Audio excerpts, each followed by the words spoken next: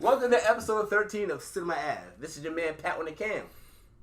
I'm still Kyle. He's still Kyle. Sir, would you like to introduce yourself? Sure. Hi, I'm Gerald Webb. Woo! President of my fan club. Absolutely. Thank you for being here with us. Well, thank you for having me. This is our first legitimate guest. We don't really give a shit about the rest of them. Y'all better watch this shit, man. This is real. Don't make all your old guests mad at me like honestly, I did something to them. It was like our friends. Y'all were great. Y'all suck. No blame. The rest of the guests were great. I'm happy to be a part of the long line of great guests. Yeah, man.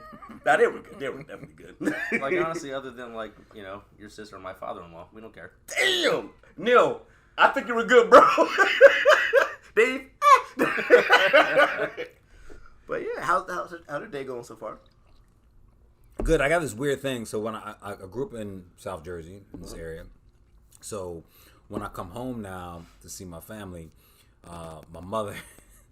When I come home, I actually have a chores list now whenever I come to visit. It's like, hey, I'm coming home on vacation to see you for a couple weeks. Oh, yeah. And she used to, like, surprise me. So I'd be asleep, and it'd be like 7:30, 8 o'clock in the morning. And I'm still on West Coast time, understand? So your hours is off. And she'd wake me up. She'd wake me, can you, and my mom, before my dad passed away, she'd be like, oh, can you help your dad fix, he's doing something to the sink and he needs a hand. Okay, Mom, let me come to life. And I'd go down there, and help meant my dad was going to, like, question everything I did as I fixed it. And he was going to stand over the sink. Hey, he was going to stand over the sink and say, well, I can't see what you're looking at, but you're doing it wrong. So I finally, after he passed away, I started coming home a lot more to kind of help her more, help around the house. So the funny thing is now, like, I get a chores list, and what she would do is she would add something to it every few days. So I'd be like, yeah, I'm leaving tomorrow. Oh, yeah, can you build a shed in the backyard? So like, now, before I even get into town, I'm like, Mom, what's the list of what you have to do? Like, I have a running list of things. So I had a day where I put a dryer vent into the back of the house, and I took a chainsaw and cut down a bunch of tree limbs. I had a crazy day. Mm-hmm. So that's what's been going on. I come from Hollywood. I'm celebrating my crazy life. And my mom's like, you get your chores done. Where are you at on the list? You still got more to go? Or the list never ends. I do a really good job. And here's what's worse is the list is longer than she even knows. Because as I walk around the house, I'm like, oh yeah, that needs to get done before that becomes a problem and that. So now I'm adding stuff to my own chores list for a house I don't live in. And she's counting on it now. Yeah, so it's like, it could be simple things like take the dog to get groomed and get the car fixed. And then it's like, hey, cut through the wall of the house and put an exhaust fan in for the dryer. It's like, wait, what? Yeah, exactly. I'm like, let me go on YouTube University and learn how to do. No, YouTube would save I love that shit. Yep, YouTube Can we save curse? lives. You guys cool with that? Yeah, we curse. I learned. No, I'm telling you, I learned yeah. so much from YouTube. I learned like Photoshop. I learned so much from YouTube. Like, if I'm not gonna tell them because if they charge you to watch YouTube, I probably buy a subscription. Because I learned so Don't much. let them know that. Don't let them know Oh, that. they're gonna figure if They already got the premium Nah, one. well, out. they're already charging you because you got watching little ads. That's They've how been they're trying to charging get you because They they got watch the some premium ads. one where they're like you can watch them no ads. Yeah, I'm but like, they're making the money off the ads, so I just watch the ad. I don't care how many ads y'all put in there. I'm not Well, buying it. I got like 99 windows open anyway, so while that ad's playing, I'm like doing something else, Right. and then I go back to it. So like one of the things is there's a part of the house I might put a gutter on, and it's only like one little like 20-foot section on the first floor. I'm like, let me watch YouTube. How hard can it be to put a gutter up? So I may do that this week before I leave. So we'll see. But I always click through the ads. I'm like, you're not getting paid today. You're not getting paid today. Skip in. How How wasting long my now? time is valuable. The freaky thing now is like I was looking up like dog collars the other day for my mom's dog because I want to put like an air tag on it so if he ever gets lost we can hopefully find him. And then I go to YouTube and now all the ads is something about dogs. I'm like, yo, Google. that is That's crazy. Google. Yeah, That's Google. it's like man, it's crazy. The weirdest thing will be like Steph and I will be talking about something like, when we go to Disney next, and like all of a sudden like Disney packages pop up. We didn't even type anything in. We That's just because talked they're about eavesdropping on you. Oh, like, he wants to go to Disney. Alexa's we have a listening package from the kitchen. Like, Yeah, that's all I have. they I don't got you. trust They got you. They do. That's what I have They now. know. And we're like, I don't I trust guess we're going in. We'll click. Sometimes I want to test it and just say some random stuff, like I be doing that. send me some free shit, and then See what shows up. see if some stuff that's just like showing up at the front door. I need a Tesla. This car drives up. They drive themselves. They could just send the car. Tesla, you could just send the car right Just to type me. in It'll where, drive it'll be itself. there. Yeah. Sponsor us. Tesla. Yeah, I'll give you an address. Just let me know. Right. But no, they already know my address. It's Google. Yeah. So I swear to God, I've never put my address in and put like, this is my home in Google Maps, but I can just type in home and it knows exactly where I live. Yeah, mine. Yeah. Like, I don't use Google Maps. Why do you scary. know that? Why do you know I that? heard a crazy story. Guy I work with was telling us a story. He was going to move to New York with a friend of his when he was going to college. Friend calls him the day before he moves in and he goes, don't move here. And he goes, like, I have nowhere else to go. I'm moving here. He goes, I got robbed last night. He goes, happens all the time in New York. I'm moving anyway. He goes, no. Somebody jumped me. And this morning, somebody showed up and dropped my wallet back off and said, here you go. It's not this address. It's my New Hampshire address. They fucking followed me here. Was there money in the wallet when they give it back? Not when they gave it back.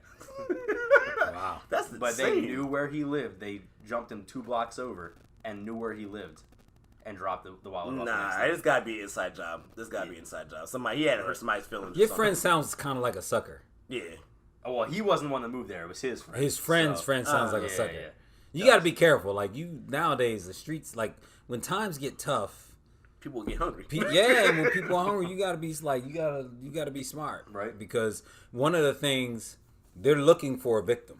Yeah. If they see somebody that they think it might be a problem, like I was in Hollywood one time, and I was leaving the W Hotel in the heart of Hollywood, leaving an event, and I had a suit on, and I had an AirPod in, and I was talking on the phone, and I'm walking, and this dude's walking about maybe like 15, 20 feet ahead of me, and I can see he's slowing down. And I was talking to somebody, and I actually had my phone in my hand, and I said, hey, listen, if you hear a commotion, call the police, tell them I'm at the corner of Hollywood and whatever. And I put my phone in my pocket, and I took my keys, and I put them between my fingers, and I started, the sidewalk's real wide there, so I started fading over towards the building to kind of create a little, so if he turned around, I had a little, and he kept slowing down, and I just knew, shit. And sure enough, this dude turned around. And when he turned around, I was like, Get ready to go. You got like, ready yo, to go. Right. Drive if you want. You may get me, but it ain't gonna be easy. We gonna go. And I could see he was hyping himself up before he turned around, like he was gonna confront me. And I was like this. And I swear to this day, the idea that he knew it was gonna be a fight, he immediately chilled out and walked across the street. Yep. And I know that if I went, or I had tried to run, that dude would have stomped me into them stars on the concrete. Yeah. So I think people are looking. They want the path of least You know. resistance. Yeah, Sometimes, and sometimes, no, don't get me wrong, there's some alpha dogs out there that's like, oh, you want to fight? Yeah, let's do it. You know what I mean? somebody But just try to, like- the vast majority of them, they're like almost hyping themselves Right. up because they know it's hard. You know Yeah. what I mean? And if they see it's really hard, they're like, they say it like any kind of theft, like, there's a reason, lock your door if you have an alarm or if you have lights in the front of the house. Like any of that kind of lessons, each one of those. If you got to take 5 steps, you're going to go to the 1-step process. Sure. So That's what I say. A lot of robberies happen like during the day because they know nobody's home. They don't want to deal with anybody. I know you do. So we were going to school in Bloomfield. We lived in Newark off was it Central Ave? Is that what it is? So I shit you not. We came outside. Like this girl had a brand new Honda Accord. We came outside. You know how in cartoons they got the little cinder blocks or whatever? yeah. This girl's car was up on cinder blocks. It was just a body kit. She was just crying. I'm more impressed. I was like, first off, did y'all just have the cinder blocks with you? Like, where'd you get the blocks from? Yeah, Second off, that's their job, they bro. did it so fast. I was just like, y'all actually applied yourself like got a job. You be straight. It was impressive. She's crying. I'm just like, they got a job. It's finding suckers and taking their wheels. And they're good at it. and They're really good at it. I remember when I first moved to Lindenwall in the Pines, my first day there. Because I asked them, I was like, so what's the crime or whatever? And it was like, if you're here, you're good to go. You go to Arborwood, you're on your own. Now I'm laughing, they're just dead ass looking at me like, no, we're serious. I move in, this is like, there's somebody above me, and I see this guy like trying to break into somebody's car. All of a sudden, like, hey, get off my car! And the guy just runs down the street. I was like, cool. This is where I live at now. So yeah, got used to it. Those gunshots, It got to the point where it's like, I didn't hear that. I ain't really getting used to that. If I'm hearing gunshots on the reg, I'm moving. I already signed my lease. We've had that. There's a gunshot clause in my lease. One gunshot. If I hear more than 3 shots in a 18-month period of time, I gotta go. we had I don't know, it was some holiday, and it was like a long weekend, and we heard some fireworks for a couple of days, and then next day we're like, that doesn't sound like fireworks. And like, then, yo, it's September 4th. It ain't July 4th. That's starting early. and then a report came out the next day, shootout between residents of Riverside and the police. So we're like 2 blocks over. We're like, let me get the fuck out of here. Yeah. I gotta go. Yeah. But it's everywhere you go. It's just depending on how, like you were saying before, like it was me and my ex, and I was going to see my sister in Rutgers in Camden.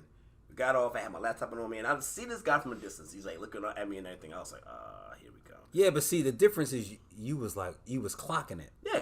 A sucker's not clocking it, and that's why they get the like. He still might take yours, but you're making it more difficult because you're like, and it allows you to prepare. A sucker's just like, oh wow, like you can see him in New York. They're walking around like this, Like, and that's who gets you about to get hit. Yeah.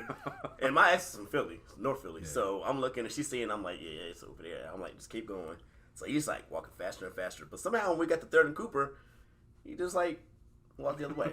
I guess I'm like, what is that base? Like you get safe when you get to Cooper? I don't know. But he just walked away. But it was like he kept following us. Like he was like a couple people back, and I was like, yeah, he's trying something. So we gotta be ready.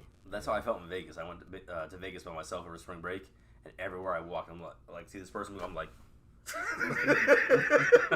Vegas is a whole different like animal. every time somebody moved, there was a couple fighting, and they like rolled over the median, and they're like beating the shit out of each other in the road, and I'm like, they probably just want to steal my money. They're just trying to, they just want me to come over. I'm just saying, steal my money. This is a setup to get robbed.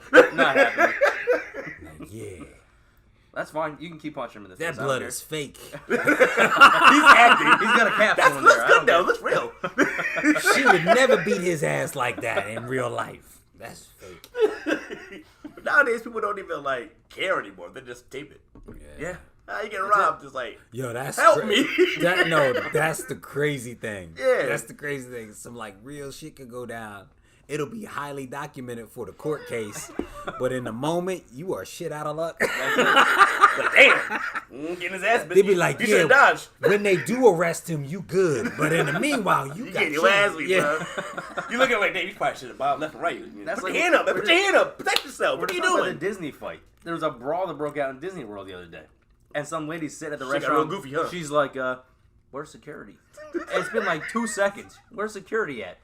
Probably fucking running from the other side of the park, and there's these 2 families beating the shit out of each other. Somebody trying to fight me here for a parking Man, spot. I gotta be honest with you, that sounds hilarious. I gotta look that clip up. At Disney? Yeah. And you know one's a family because they're all wearing matching shirts. There's like 6 of them. No, that's a listen. That's stupid. That's a gang. That's not a family, bro. They all wearing the same colors and they beat color was people the up. shirts? That's a gang. What color was the shirts? They're black and red. Yeah, that's a Up there gang. it is. They was ready to go. They was set. That was the Mild Side Crips.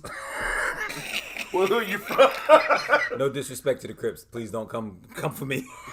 No disrespect. We're good over here. No problems. I am not affiliated with anything at all. That so, guy. you know. Get him set up. Nah, yeah, we. So I have a question for you though. What made you like get into your field? Like what inspired you? I should say. I didn't pick it. It picked me. Okay. To be honest, I look back on my whole life, like when I was a really little kid.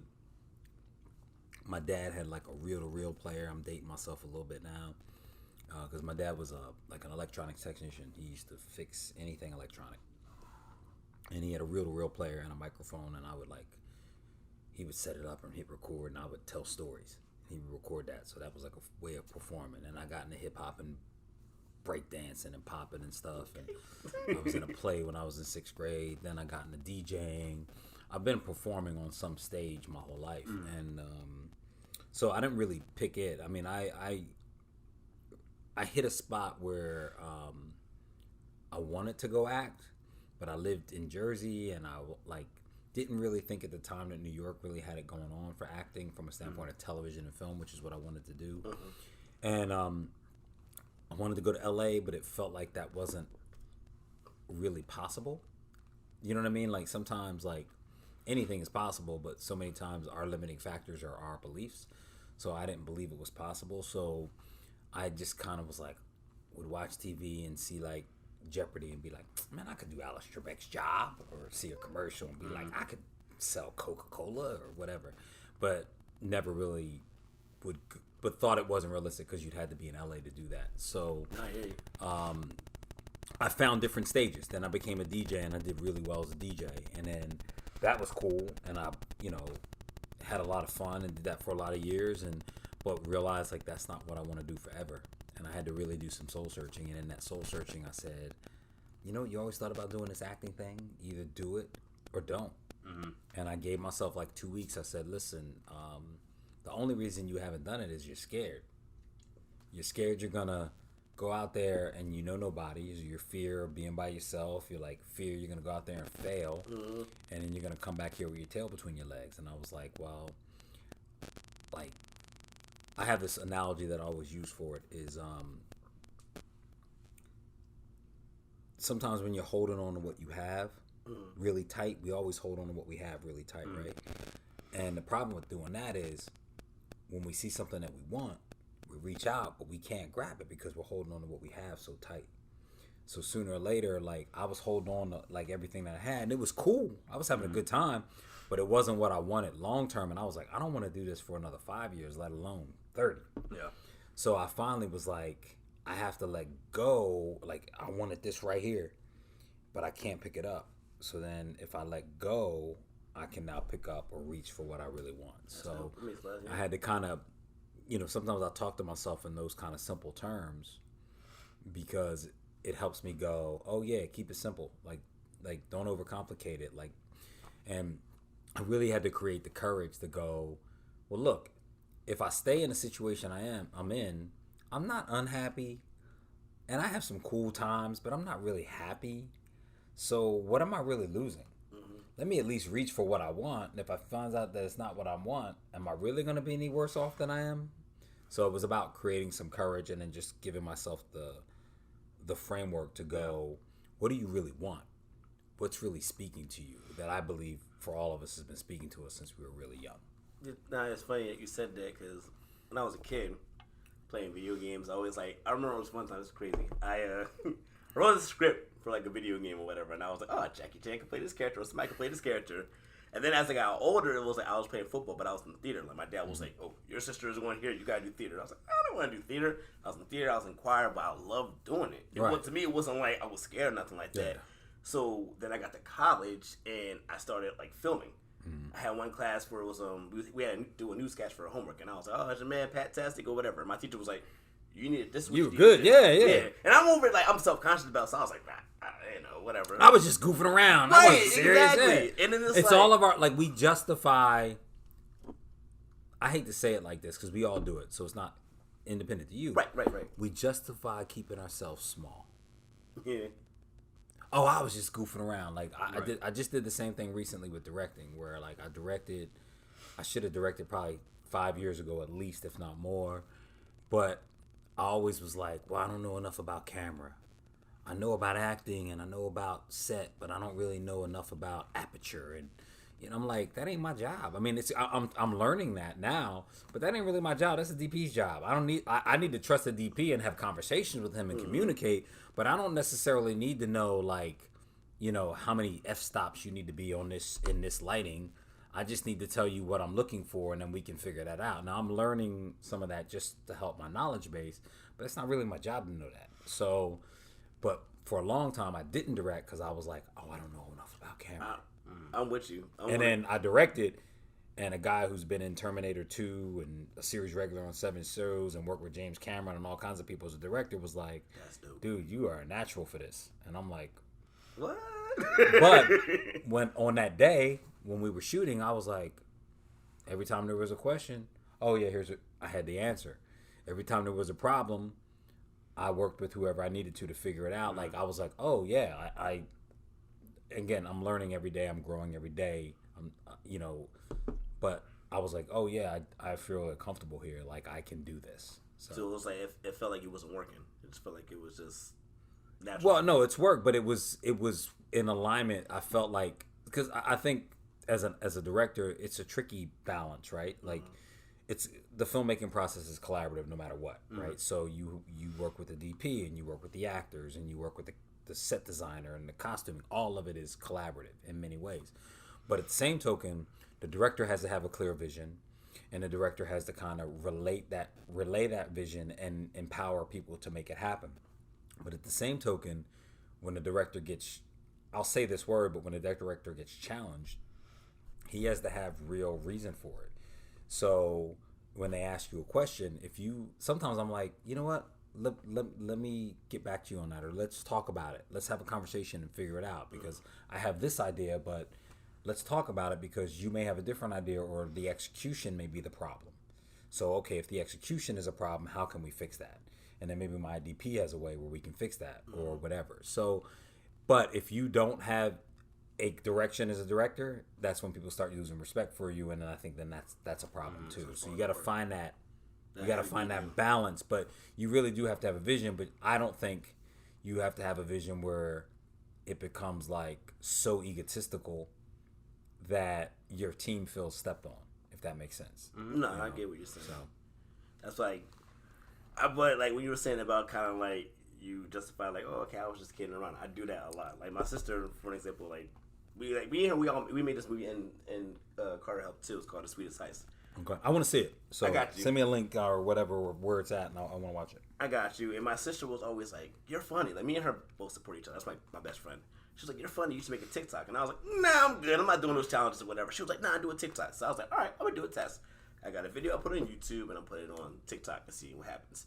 YouTube took like 2 weeks to get 300 views. TikTok got a half an hour. It's like 400 views. Yeah. I was like, maybe I should do TikTok. Yeah. So I started doing them, but it's like I'm just doing them for fun. But now people are like, oh, you rap, you do this, you should do that. And I'm just like, I'm just joking. I'm just kidding around. But I'm like, I don't know. I love doing it. And it's like, well, it's tricky because there's so many outlets now. It's like, what do I do? Like, I don't really do a ton on TikTok. I'm on it a little bit, but it's like the same thing. Like, it's a specific platform that you do a specific type of performance for. Right.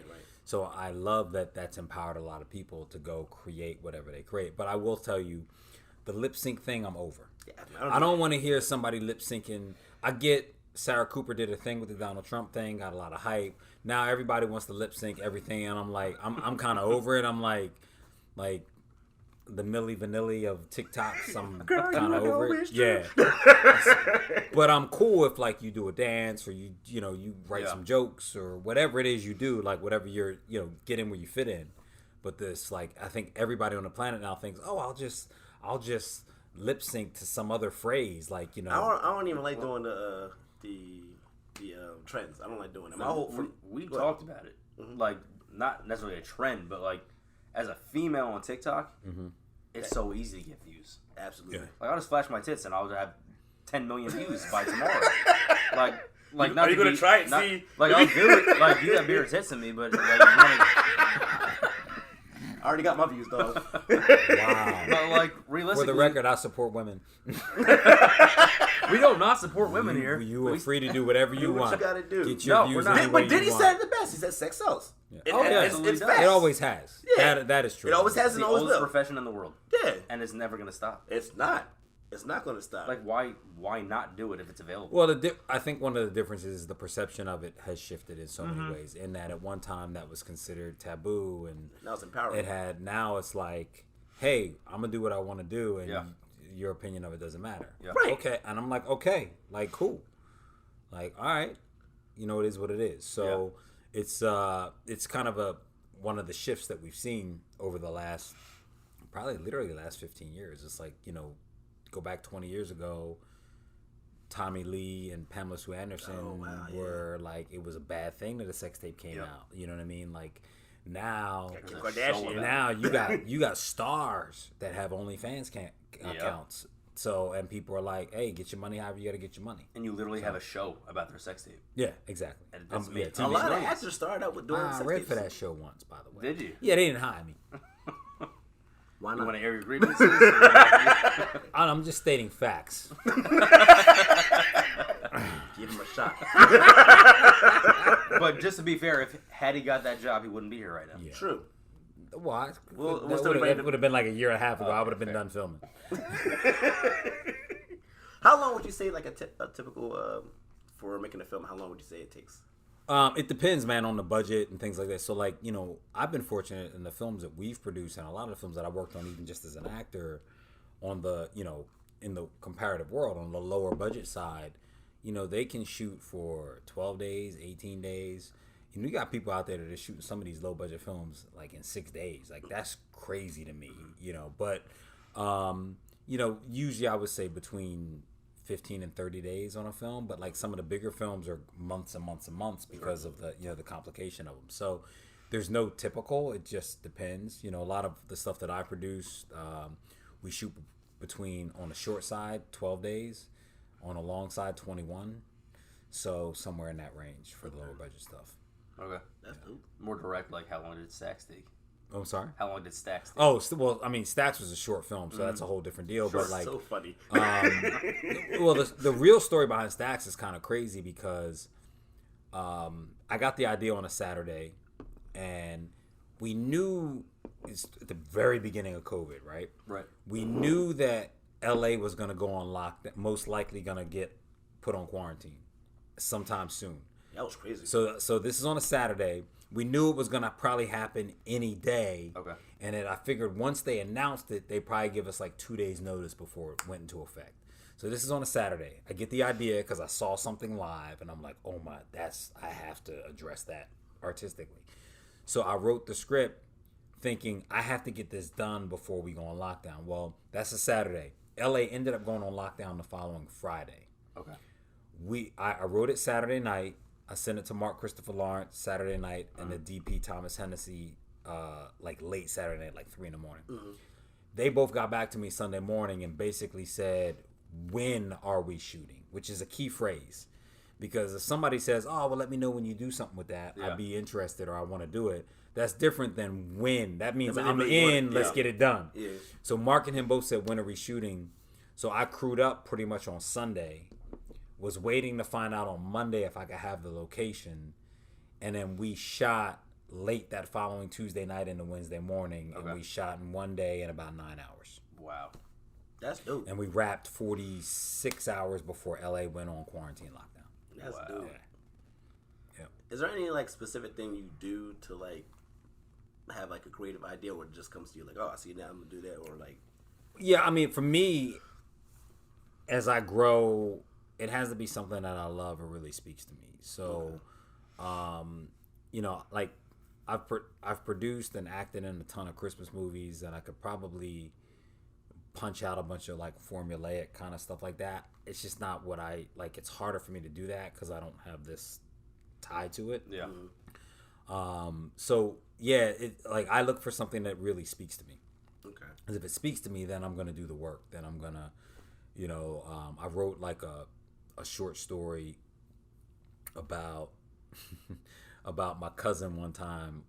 And it's a different era, so please don't judge. Like, my cousin was about to get a butt whooping for being she got caught lying about me. So as a kid I was like, oh, you about to get yours finally. Yeah, because everybody got a younger brother, sister, cousin, and the young one always gets away with everything, gets you in trouble. So the one time she got caught, I was like, oh yes, yeah, victory. So I wrote this story about my mom catching her lying and her getting hers, right? And it's totally exaggerated. Like, it's this crazy story where my mom becomes like this magical creature that catches, and my cousin ran from her, which is like the cardinal mistake. So I wrote this story, and I actually am thinking about, I want to try and find an animator that can help me animate it, because I think it would be a hilarious animated story. But it's about a different era when those things were acceptable. But yeah, I think you have to find something that speaks to you, something that, for me, is that you feel really an attachment to, and then kind of try and find that unique angle. Okay. Usually for me, it has something to do with society, or like I'm kind of a little sarcastic-y, so there's something along those lines for me. All right, well, let's take a quick break. And sure. We'll come back. Cool. Welcome back to episode 13 of Cinema Ave.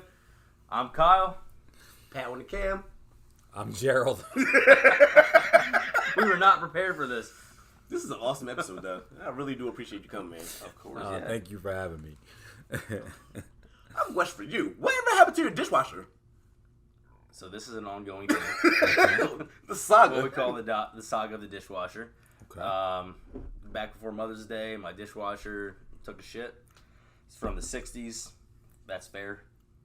It lasted from the 60s? Two serial numbers, right? By the same exact brand. Yep, so like 62, I think. And I read them the serial number, and they're like, what's the rest of it?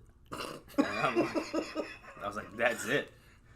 And they're like, that doesn't exist. Like, we don't know what that is. But long story short, we've had so many issues with it, getting a new one. We have a home warranty. Like, the ins and outs of that is all BS. And now we are waiting for the dishwasher that they told us to order to be back in stock. Mm-hmm. And it's been 3 months. God damn. Wow. Y'all gotta get like an extra or something, like a washing machine on the side. You just like start throwing dishes in the dishwasher. Like, no, I'm just saying, for you waiting that long, just give me a washing machine. I mean, if you put it on gentle, maybe it might be okay. Wrap Gentle, wrap short it in a span. towel and like, Yeah, throw some towels in with it. Yeah, that's smart. Pearl press, you drying them? Fine. jeez. Hey man, look, it's covered. It's covered. Oh, Fuck my it. goodness. Still haven't gotten it. And, we paid $106 for the whole process. So And you're about to go on vacation, right? we are about to go on vacation. You going Disney? No, not this time. I must be. You do. We're leaving next Friday for New Orleans. Nice. My wife has family in New Orleans, and so we're going. So for I didn't get invited. for So I'm one day, jealous, man. I Right. want to go to Cafe Du Monde like once a month. I've never Yeah. been. I just want to go. Last time was the I've never first time I'd ever been in New Orleans. Of course, we went there for breakfast one day. So good. It's really, really good. They claim it's a touristy spot. It but doesn't it's matter. It still fantastic. tastes great. It's really good. It's beignets, and it's so good. been. So good. It's Some just fried dough with some powdered sugar on it. that's all it is. And You like funnel cakes? You would love beignets. Ooh. So you've seen like the bags, Yes. like the paper bags with like the Philly cheesesteaks in, it, where it's like the grease is Grease seeping all through. on the That's what side. it is, Yeah. but it's beignets. You know what? with That's just an powdered advertisement for good shit. sugar. Yes. When you see half the bag full of grease, I don't care what's in it. Let me get 2 of those. I know you've been. Like I know that. y'all been to Five Guys. You know how they got the big ass bag of my fries God. and then the oils. Have you Like, ever watched them fill it? yes. So they do. They put one in the thing, and they're like, fuck it. Like we have extra. You know what Five Guys is? That's like your friend giving you the hookup on fries. Yep. Like, oh, you ordered a small, but let me put you in the bag. And I feel like shit every time I eat it. I feel like I'm gonna have a heart attack. They But make it's some so dope. You gotta burgers. eat it though. I don't eat a ton of the fries, but man, they make some dope burgers. Yes, I they gotta do. give it up. We had some Cajun fries. Yo, And Carter, Cajun fries are this good. shit is funny as hell because Carter was eating them. I'm looking at him. He's just like, I would offer you these fries. But they're too good. Just so hot. He's just sweating. I'm like, you good, bro? He's like, I'm so hot. And I know you don't do spicy like that, so. You ever eat something that's really good and you like a nice person and generally would share with people, But you're like, it's nah, so good, not you're today, like, did you? you're like eating it, and you're like in the back of your mind, you're like, please don't ask me for none of this. Right? I have never shared food with None of anybody. this. Don't ask me for nothing. And you be careful because you want to be like, oh my God, it's so good. But if I say it's good, they're They going to were ask like, me. let me get a piece. They're like, you wouldn't like this. That's what you gotta do. So you wait till you're down to the last one and go, did you want a piece of this? When you know they're not going to take the last You one. might get that woman like, You get yeah, that let me get person that, who's right? like, yeah, I'll take the last one. Thanks so much for offering. And then you're mad. You're like, Motherfucker. then the next day you're telling your story like, you believe you took my last fry? You could What kind buy of your person shit. takes your last fry? right? You could. So I don't share food. If you've ever watched Friends, I mean, I'm eating your fruit snacks right That's now. different. That's all right, but I didn't buy those. I did. Oh, okay. It's almost like, have at it. Do what you gotta do. But to be fair, no, I didn't. No, buy you do. I No, didn't, you buy, do I share didn't buy food. the beer either. So Next time I come in, I'm bringing some dope food. I'm not sharing with you. Y'all are good. Sucks to suck, bro. is that a race thing? Nah, you said you don't share, so I'm just No, reciprocating. no. I will share your food. I'm sorry. Was I not clear? It's an equal directional effect Equal there. opportunities. There's a whole episode of Friends dedicated get to as Joey good as not you give. sharing, and There you go. he's so mad she takes his fries. She gets up and he eats her entire dessert. Yo, I have a question. Have y'all ever been in a situation, because I know I have, this is a girl, right? We go out to eat, and I ask her, we're going to McDonald's or whatever, because she's like, I don't want much. Do you want something to eat? She goes, I just want a burger. Do you want anything else? Milkshake, whatever. She goes, no, I want a burger. So me, I got a McChicken sandwich, add cheese and some fries. It's like $4. That's me. I eat that. So I'm handing her the bag, right? All I hear is crunchy, crunchy, crunchy. She's eating my fries. My whole thing is like that, to me, is like, I will fight you. I'll I square used with to you. date her, dude. It never works out good with her. Just so you know, if you're still with her, get rid of her now. Nah, it was one of those. It Hey, never let's works hang out out. one of We those used to go to the movies, and I'd be like, "You want anything to drink?" Because I'm gonna drink my whole soda. No, I don't want anything. And then halfway through, let me have a sip. But I ask you if you want this. Oh, just give me a sip. And then I go to drink my soda, and I'm getting a, but it's just, and I'm like, now I got to get up and miss 5 minutes of the movie and buy another $27 soda. Right. You didn't 'Cause listen you know to what, me the at the movies- beginning. I had to sit there and just calm myself down. I was like, "Why do you eat my fries?" She was like, "Well, I thought your fries would taste better if we share them." I was like, The fuck you? I went and had like an injection, like hit her and just shoot out the ceiling. I was so mad. And then this is the first time we hung out, and she put like ranch on her sandwich and shit. I'm not a big fan of ranch. She's like, "You want a piece?" I was like, "No, I'm good." She goes, "You never want to try anything." I was like, "This is the first." I know what ranch tastes like. It tastes don't bad like on it. everything. Right, exactly. I'm more. So, are you more on blue cheese? That's when she's like, oh, but you never had ranch with me. That's what let me say sandwich. Let me say just throw Nah, it out. I'm simple with the condiments, man. I'm not into ranch or blue cheese. Like wings, I just want them to be good. If the sauce and the meat is good, we're good. Like I think if you prefer get breaded? if you get it, I love breaded. Bone in or bone out? I mean, I'll either. Like there's some advantages to without the bone sometimes, but like, yo, if you got good wings and the bones in them, I'm gonna kill them. So you're kind of from this area. Have you ever been to Piccalilli? Yes, they make great wings. Oh my god, they I make love great wings. Piccalilli. They're great. They're great. We have not been together in a long time. Yeah, In a long in a time. long time. They're great. They're great wings. They're spicy garlic parmesan wings. Okay. God. I'm trying to think. You know who's got good wings? That's a Bruce. You're not gonna believe it, cause I'm from this area. The Golden Nugget little bar over there, like in Berlin, Winslow. Okay. Over there by Stella's Corn, which is the best corn on the planet. Stella's. Yes. Hey, sponsor us. Golden Nuggets got good wings. They got good wings, so I gotta try Check them it. out. yeah. I like, man. You see me, I'm a big dude. I eat, so I like trying different foods. Shut your mouth. Shut it. I mean, it's like a honky tonk bar. Like it's like, but the wings is dope. You ever been to Cracker Barrel? Yeah, I love Cracker Barrel. Yo, their food is on. Yo, they got the best pancakes around. Straight Real up. shit. All right, let me On a Wednesday, I think they have it all the time. For years, it was only on Wednesdays. They make the dopest chicken pot pie you ever I had. had the chicken pot pie. That, oh my god. Yo, I felt all love. of y'all need to sponsor us. Sponsor them and sponsor heard me as an actor. Canon. Like, I'm using your camera right now. Sponsor us. so we don't have Cracker Barrel in LA. You gotta write shows right on the thing. But they got they got like a pop up Cracker Barrel kitchen there now. Okay. So you can go get So like like an express takeout. thing? You just get takeout. Okay. Yeah. All right, so I don't dislike Cracker Barrel, but my in-laws love it to the point that I'm like, They go to. I've never been with them because they're like in love with it. It's I good don't. though. Chicken pop. I'm telling you, the pancakes are. Oh, and the hash brown casserole. So I used to. That's a thing. So I am not a huge Cracker Barrel? breakfast Yeah. person. I'm not a huge breakfast person. You tripping, That's bro. probably We should part talk of to it. them into letting us film an episode there, Remember I was saying and they about. could just keep bringing food the whole time. Remember I was saying about Lamppost Diner? I like your I food talked to them and they said enough we could film there. So if Yeah, you bro. want to come through, Let's do it. Let's do it. Let's get Let's it. make it happen. Lamppost Diner. I'm we cool should with just it. travel Tell around them to and import the food from Cracker Barrel. No, You guys got breakfast yet? Cracker Barrels. I'm just joking. I'm a breakfast person. I like Belgian waffles and shit. Like I love breakfast. Like I'll kill you one day. I'll eat breakfast. You know, the other day I was like craving pancakes, but not a huge breakfast person. You know, like IHOP. IHOP's okay. That's fine with me. Like, Cracker Barrel crushes IHOP, bro. I do real agree shit. with that. That's I real do shit. agree that it's better than IHOP. But they got free pancake day at IHOP. Yeah, but I want good pancake day. That's fair. That's fair. So I'm gonna go where I know it's really good. I love Cracker Barrel. I had one bad experience. Well, technically, I didn't have the bad experience. My ex did. Because the lady Wait, was which like, ex? Like, we're not doing names. The last one. Yeah, that's exactly what happened. They were. She had too many. She had a lot of pancakes, probably. It was, so I ain't trying to put her down, but she was an asshole when she got real. But so What was or is? she cheated. So yes. So and it's like you see her and you see me, you're like, what the hell? Anyway, so Well, that was the issue. She saw you. That's what she. no, you see me, you see her. Yeah, I saw her and I was like, whoa, lights came on and shit got real. No, but I'm just sipping my tea. Right now. Just sipping my tea. We went to Cracker Barrel and the lady was just like, you know, you gotta watch your weight. Like the waitress was saying it to her, and I'm just like.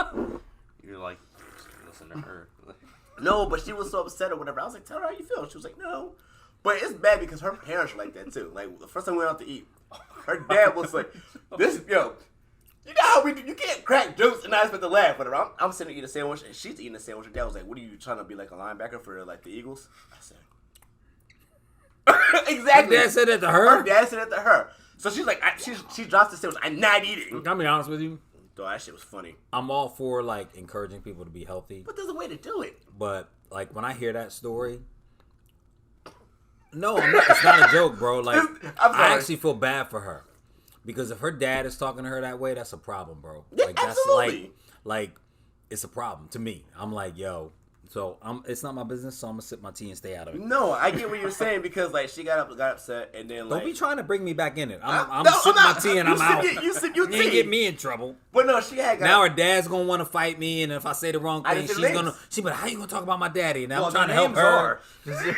No, No, we had a conversation about that. I was just like, because she felt so bad. I said, you got to tell people how you feel when they like disrespect you. And she was like, well, that's my. I was like, it doesn't matter if you feel some kind of way. Tell somebody how you feel. Like, stand up for yourself. Because I didn't know at first, because it's like my first time going out to eat with them. I'm like, do y'all roast each other like this? Or apparently not. So, you know, but I get what you're saying. It's like, you want to encourage somebody, cool, but don't. But break she them also down. wasn't that big when you met her, to be fair. She was never small. No, but you're right. But no, she... I'm sipping my tea too. I'm not doing this. I'm not trying to be disrespectful. No, but you're like, not. She was smaller, but Right. To be fair, like him to have said that at that point. But still, that's your daughter. If you do that, that's not going to help. All she going to want to do is eat more. You know what I mean? Eat her feelings. That's Is what it people. possible he just like didn't know how to say it appropriately? No, he didn't. That's He how was he just- was. just a term. He just don't care. That's how he was. Like all the time, he would say some shit like that. I was like, bro. yeah. that's Sometimes your daughter. people like wear keeping it real as like a badge of courage. Sometimes like, and I'm all for like being honest, truth and honesty, but when you wear it as a badge of courage, that's sometimes more about your ego than it is about the situation or having an impact. And I think when you're talking about a family member, saying something like that, you want to keep it real with them about their health in some ways, but placing it that way is more about your ego and more about you judging and hurting someone than it is keeping it real, which if it's real, then it should be about, hey, I love you and how can I help you maybe better take care of yourself. That makes sense. That's what I say at the car all the time. I'm like one of the people like, if I care about you, if you're wrong, I'm going to correct you. And it's not like I'm trying to put you on the spot or whatever, but I want to help you. And I like people like that around me. Don't say, oh, Pat, you're right. Don't do that if I'm wrong. But I'm going to suggest that you look at it differently than correct you. Oh, I'm going to try and support you. right. And how I support you is maybe share a thought and maybe try and help you come to that conclusion without me telling you you're this way. And like I had to, that's something that I juggle. Like if there's certain blessings that I've been given or skills that I have. And one of those skills is I usually see a lot of what's happening long before other people around me. Right. And it's a blessing and it's a curse. Because I can see it, so I can hopefully affect it, right? Or change it or whatever. But sometimes I'm like, hey, this is what's going to happen. And then people are like, man, you don't know what's going to happen. And like, they kind of feel like I'm being judgmental or because I see something happen. And then the problem is when it happens, if I say, see, I told you so, then I'm a jerk for saying I told you so. So it's like sometimes I have to be like, yeah, we just took an L because y'all wouldn't listen. But then I can't say it like that because then I'm a jerk for saying y'all didn't listen. So it's like a tricky blessing and curse thing. But I think, when I'm at my best, I can maybe share a perspective that lets people go, oh, yeah, that wouldn't be good or this wouldn't be good. Yeah. Maybe we should think about finding another solution to this situation or this problem, if that makes sense. No, I get what you're saying, but it's like sometimes, like, it's like I feel like I'm one of the people like I love being educated about stuff. You know, they always say, "Oh, you can be a smart person." I'm like one of them. I don't want to be a smart person in the room because I feel like because you never had shut the fuck up. I feel like when you get to that level, you just are arrogant or you don't feel like you can learn anymore. That's just me. I'm not saying about everybody. That's how I feel. It's so tricky. Like, if you're the smartest person in the room, in some ways you're the dumbest because you haven't found your way into a room with smarter people. But like I told you, part of the thing of being the smartest person in the room is understanding you're not the smartest person in the room and wanting to grow and learn. Yeah. Right. Like understanding that there's still room to grow. Think about it like this. In the grand scheme of the world, there is only a handful of people that are truly the smartest people in the room, right? Mm-hmm. Because it's not about like a room like this size or whatever. It's about like, the bigger picture when we're working in the world. So I'm always like, yeah, like it's like when I would take acting classes. If I felt like skill wise, I was the best person in the class, or my scenes were coming out the best, it was time for me to lead that class. Yeah. Because I need to be in a space where I'm challenged by other people who have greater talent or equal talent, and sometimes lesser talent. But if like I feel like I'm going in every day and I'm slaying every time I walk in, and there's nothing that's really challenging me, then why am I there? I'm there for my ego. I'm there to be praised. I'm there for a teacher to say, "Oh, you're great." Good job. Right. And that's cool. There's times when we need that, but a lot of times, like in acting class specifically, I want to fail miserably, but know that I did it in a safe environment where a teacher can say, "Hey, here's some of the things that didn't work and some things you can go work on to maybe get better at it." Yeah. So it's a tricky balance. Nah, I get what you're saying. Like I had a friend, like I said, he asked, and he had me on like a set, and we're doing a commercial, whatever. I've never been on a set, so I'm in there like I'm meeting people, and I'm kind of like loud and shit like that. So at the end, he talked to them. He was like, "Yo, talk to him. Ask him, does he need anything?" And I'm like, because I was at the end, like at first it was just like I was just house sitting for a friend. But then he was just like, "You want to get in this field? Ask him questions. Ask him this." I was like, "Why? Usually just do what I say." I was like, "Okay, cool." So at the end, he talked to him. He was like, "He's a cool dude. He's kind of loud or whatever." So I felt bad. I was like, "I'm not trying to embarrass you." He was like, "No, you have to go big to find out what's going on with you. If you're too loud or whatever, like I can't help you. If you're just like being timid, they had to know who you are. There was everybody liked you. They're gonna know who you are." But now you're knowing, okay, be on set, be like this, be like that. He was like, you have to learn the etiquette. Exactly. Yeah. So he was telling me that, and I was like, okay, cool. Because I'm like, if you try to hook me up with something, I'm not trying to embarrass you. You know what I mean? That's just how I feel. But he was like, be yourself. And I learned a lot from that. So, yeah. So kind of staying on the same topic, but, shifting a little bit. So somebody said to Seth the other day that the purpose of film is change. And we're talking about, like, making progress and stuff like that. Mm-hmm. Do you think there's a specific, like, general purpose to film? Or do you think that every individual film and television show has a different purpose? Well, we have to be careful because when you talk about TV shows, like their purpose is to sell the commercials, to keep you watching commercials for an hour, right? So, literally, the show is to keep you from changing the channel. But I think for me, the goal of art is to affect the viewer. Okay. So if you see a great piece of painting and you look at it, it was going to generate some sort of emotional response within you. You know what I mean? So for me, like film and television, I hope that we provoke thought, emotion, and hopefully change. Sure. In the viewer. So, like with Stacks, I was really pissed off about the treatment of black people in America, especially by police. I was also really pissed off because I saw a lady hoarding toilet paper. Right. And I was like...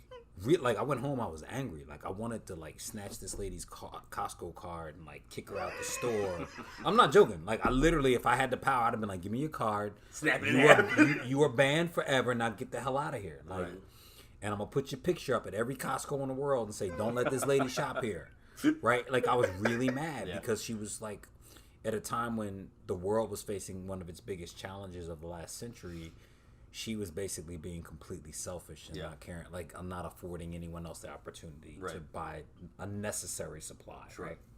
So I was really pissed off, and I came home, and I was still pissed off, and like that bothers me too. When somebody does something, and it bothers me, that's one thing. When it bothers me, hours later, days later, weeks later, I get even madder because now that person is still dominating me in some way. Sure. And really, it's not them, it's me. I'm allowing them to do that, right? So I take responsibility for it. So in that moment, I was like, oh, I got this idea. Let me write this story that'll help me get this out. Yeah. And that's where Stacks was born out of, like, my sheer anger. Okay. Like, period. And most people would never look at that film and go, anger! There's no anger in the film. Right. But it was born, it came out through sarcasm and drama and tension and a bunch of other ways.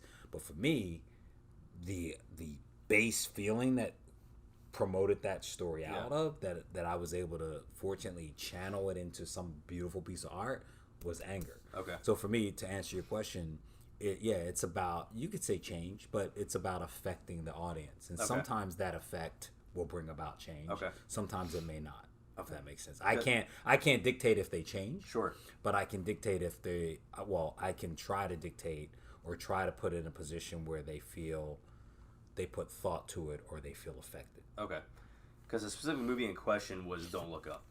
Which one? Don't Look Up with Leonardo DiCaprio. Yeah. So I don't... I mean, that was a social commentary. Absolutely. Mm-hmm. But it kind of treaded that line between right and left for a very long time until it all of a sudden went one direction. Absolutely. And I don't mind if you're all one way. I don't mind if you're all the other way. But it bothered me that they pretended to be on the fence for a long time and then all of a sudden shifted. Oh, I think it was really intentional. Oh, absolutely. But it bothered me that they did that. Not to trick people, but it kind of strung people along for a little while. I don't know if I agree because my thing is like this. Like, look at our society. This was that movie specifically was a satirical statement about our society. Sure. Yeah. Look at our society. Our presidential elections go 45-50. Yeah. Like nobody's winning 70-30, 90-10. They're right here. Yeah. They're in the margins of 10% usually, right? So the idea that movie was in the margins, I'm fine with. Before they said, okay, yeah, we have a society that generally is in the margins. Yeah.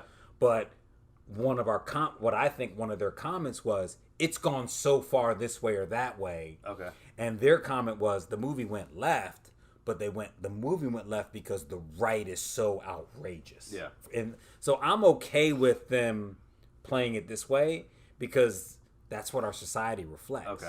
It's like, hey, let's bring it in. And then I think they were trying to show through comedy and satire and other things how crazy certain aspects of our country are. And I get it, but it felt almost a little manipulative to me. I feel like it was like poetry. That's how sure, art is. and great filmmakers are manipulative, in my opinion. But honestly, we talk about it 100 times on here. Right. Nothing is off limits in art. You can talk about anything you want. Exactly. But the reality is you're going to get a different response from you, and a different response from you, and a different response But that's the beautiful part about it. Exactly. Yeah. That's like, you are entitled to your own opinion. But the only problem is like, I'm sorry, I'm going to cut you off. No, go ahead. The only problem is like, people feel like, you don't agree with me, you hating on me. It's like, no, I'm not hating on you. I respect where you're coming from. I just don't agree. And well, I don't always respect where you're coming from because if you're coming from a place like screw other people, I'm like, you know what I mean? But I respect that you have the right to come from a place of screw other people, but sure, I might not respect that if that makes sense. But I to get back to what you said is, I think in many ways great filmmakers are manipulative. Sure, absolutely, because you need to make your audience think a certain thing. But you're trying to like put their emotions in a certain place. Yes. You're trying to move them to certain places so that they can have an experience that hopefully that they're not expecting. Sure. You know what I mean? Like I was listening to Jordan Poole talk today, and it resonated so much with me because he talked about horror films. Okay. And he was saying like, some films show the monster too soon, and he's like the most powerful thing you have to work with is the audience imagination. Yep. So when he's like, you can have a horror film about nothing. He was like, and he cited Blair Witch. He's like, you don't see anything in that whole movie. He's like, or Paranormal Activity. He's like, you can have a movie that's almost where nothing happens. Yep. But because you're keeping them on the edge of their seat and letting their imaginations run wild, it's the scariest thing ever. And to me, that's how you scare somebody. Sure. It's through that type of psychological making their mind run. Well, a great example is like Bird Box. M. Night Shyamalan movies. So I haven't seen Bird Box yet, but so like what? I still have not seen it yet because I don't like Sandra Bullock. What? We've had that discussion. We have. Not a fan. Fair, not fair. Not a fan. But so M. Night Shyamalan. So specifically, The Village and Signs. You see nothing of that villain the entire time, and you build it up, and you build it up, scary, and you build it up, and then it comes at the end, and you're like, oh, that was some bullshit I waited for 2 hours. So, but the emotional ride was amazing, right? So I love Signs. I think Signs is fantastic, but the anticipation for that thing is way better than the actual thing at the end. My whole thing is this. I'm all cool about a twist, but there's some twists that's just like, that makes no fucking sense. Yeah. Like, okay, I always gotta say this. I can't help it. The Last Airbender, when he did that movie, it's I watched that movie, but I can't remember that movie a whole lot. Like, it's been a while since I watched it. Good. Like, I don't really remember. So have you watched the show before, like the animated show? No. Okay, so my whole thing, I feel like this, and no disrespect to him, but if you're gonna do a movie about a show, you probably should watch the show and get some research done with it. And it's like, it felt like that was the show based on a book or cartoon? The movie was based on a cartoon. But was the cartoon ever like graphic novel. Oh, after. After, Okay. yeah. I So- think on some level you have to read the source material. in my Right. opinion. You keep it like, all right, so this is the movie. What are we going to do it about? Oh, we're going to do about the Last Airbender. What's it about? Oh, I mean, we're just going to make a movie of it. It's like, nah, you got to know what it's about to make the movie. And it's like, he just didn't hit it for me. But he's a hit or miss for me because I love... Are you sure he didn't watch him? Maybe he took a different take because sometimes he's like, I want to take it this way, but I don't know. Possibly. It just seemed like... I find it hard to believe that he wouldn't do his research. I hear you. And I agree, but it was just like the way... And he's a Sixers fan, so he gets the benefit of this. oh, yeah, because he is. Yeah, okay, I see you. But... no, but it's like, for me, it's like, it's a hit or miss for me. Like, I love, what's it called? Unbreakable was great. Yeah. Split was awesome. Mr. Glass is awesome. I know. I'm terrible. You see it? Haven't I'm not seen going to it say yet. nothing about it. I'm saying, like, there's certain... Like, but that's, I feel like, with everybody. There's I certain actually hits and really misses. enjoyed his last movie, Old. I didn't see it yet. wanna Was see it that. was It was good? a Really unique bad. take. Like the twist in it, the resolution was kind of like, oh, okay. I feel like that's always his issue is a resolution. Yeah. In every movie that I've seen of his. It's always built in Philly. Well, I mean, he. It's clear that he likes to. Well, again, we talked about directors or film being manipulative. Yeah. Like, he likes to kind of put you in one place and then Yes. try and come at you with something Yes. that you're not expecting. Yeah. So. You got something for us? Thank you. That's what I was gonna say. The main character's name is Aang. He was calling him Ung the whole movie, and I'm like, it was you know, it's bad when I feel bad. Like, I respect everybody's being directors like that, but when I first watched the first scene, I was like, oh no, this is gonna be Is bad. it possible that culturally it would Nah, be bro. pronounced different? Nah, because that shit was made here. I'm surprised no one has ever But- asked him that. but where does That's it an take interesting, place? Question. What it Like, where's it supposed to take place? I guess technically Japan or whatever, And but who made the... okay, but Nickelodeon made the cartoon, and the whole time in the cartoon, the character name was Aang. Okay, but... If your name is Kyle, I'm not gonna call you Carl because Okay, like but- that's your name in the movie. It's Kyle. But And is it possible that Nickelodeon got it wrong? they made it. It's like, Okay. if you make a movie and your character name is Kyle the whole time, and I'm like, From a cultural standpoint. So look at Milan. Look Okay. at Milan. So Milan... If you want to know the real answer, you have to find the writer and ask him. Yes. Whoever was the original creator of it, what was it supposed to mean? I got you. But look at Milan. Milan had this whole story. Mushu was a huge part of it. He was this comedic dragon, and they cut him out of it Because that was a true story. because he was disrespectful to Chinese culture. Is it possible? That's a financial decision. Sure, but is it possible that at some point they realized culturally maybe that's not 100% accurate? Well, they just wanted to sell the movie Sure. to China, so they made a Right, decision. right. I get where you're coming from. It's like the Ryu thing. So I get what you're saying, but no. You understand everything I'm saying, but fuck me, right? No, I hear your opinion. I respect it, but it's just like, no, bro. That's it. Just you gotta just. It's kind of like growing up in the South Jersey, Philadelphia area and being a Steelers fan. Right. Makes no sense. On that note, we're going to take a quick break, and we'll be right back. You jerks. Right back. Welcome back to episode 13 of Cinema Ave. Woo woo. I'm Kyle. Pat on the cam. And I'm Gerald Webb. Woo! He's the man right here. Awesome dude. Thank you. You're welcome. His one request was when he said his name, nobody went woo. I don't think that was true because he would have stopped me there. You're like, Nah, sir, I'm always all down for the hype, bro. You I'm can not hype hype. me I'm up a all one you fan want. right here. I'm hype everything. I'm about to get a shirt with your face and Yeah, everything on it. retweet and all that stuff. I got you. I'm all about that. So speaking of social media, do you prefer Twitter, Instagram, TikTok? Which one? I mean, I'm pretty active on Twitter and Instagram. I don't know if I have a preference. It is what it is. I probably like Twitter a little more because they verified me, and Instagram keeps fronting. But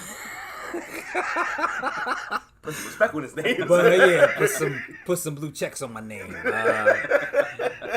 But I'm also verified on Facebook, so I'm cool with that. But I'm on Facebook a little bit too. But yeah, I don't really know if I have a preference. I'm on TikTok, but I don't really do a whole lot on there. I'm more of a Facebook, Instagram, TikTok. Like I tried Twitter, but for me it just Twitter for a minute was hot. yeah. And then I don't know kind of what happened. It feels like it's kind of fallen off a little bit, but it's still. I look at it like this: if I want to find a breaking story, I'll find it trending on TikTok. You know what I mean? Yeah. So like, I was like, I'm obsessed. I'm obsessed with these Karens, whether they be male or female, when they do something and try and impose themselves on somebody else just trying to live their lives. I'm obsessed when they get exposed. Right. So when I want to find out they are, I'll go like, Buffalo Bills Karen, and then I'll type it in on Twitter, and then it'd be like, oh, that person's name is Joe Smith, and they work over here, and that company got complaints, and they just got fired. Like, I find all that on Twitter. You're like, so, it's like a weird thing. So. We were at Walmart the other day, me and our buddy Dave, and we're walking out of the Walmart, shout out to Dave. And this family, like husband, wife, and I think it was a daughter, they're yelling at this lady. This lady's standing in the middle of the road, and she was very calm. She's like, you almost hit me. And he's like, if you don't get the fuck out of the road, I'm gonna hit you. He's like, you have a fucking problem.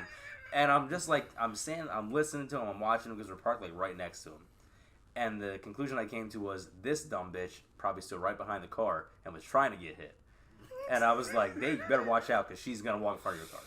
Because she was so calm, cool, and collected, like she 100% planned that. Yeah, my thing is this.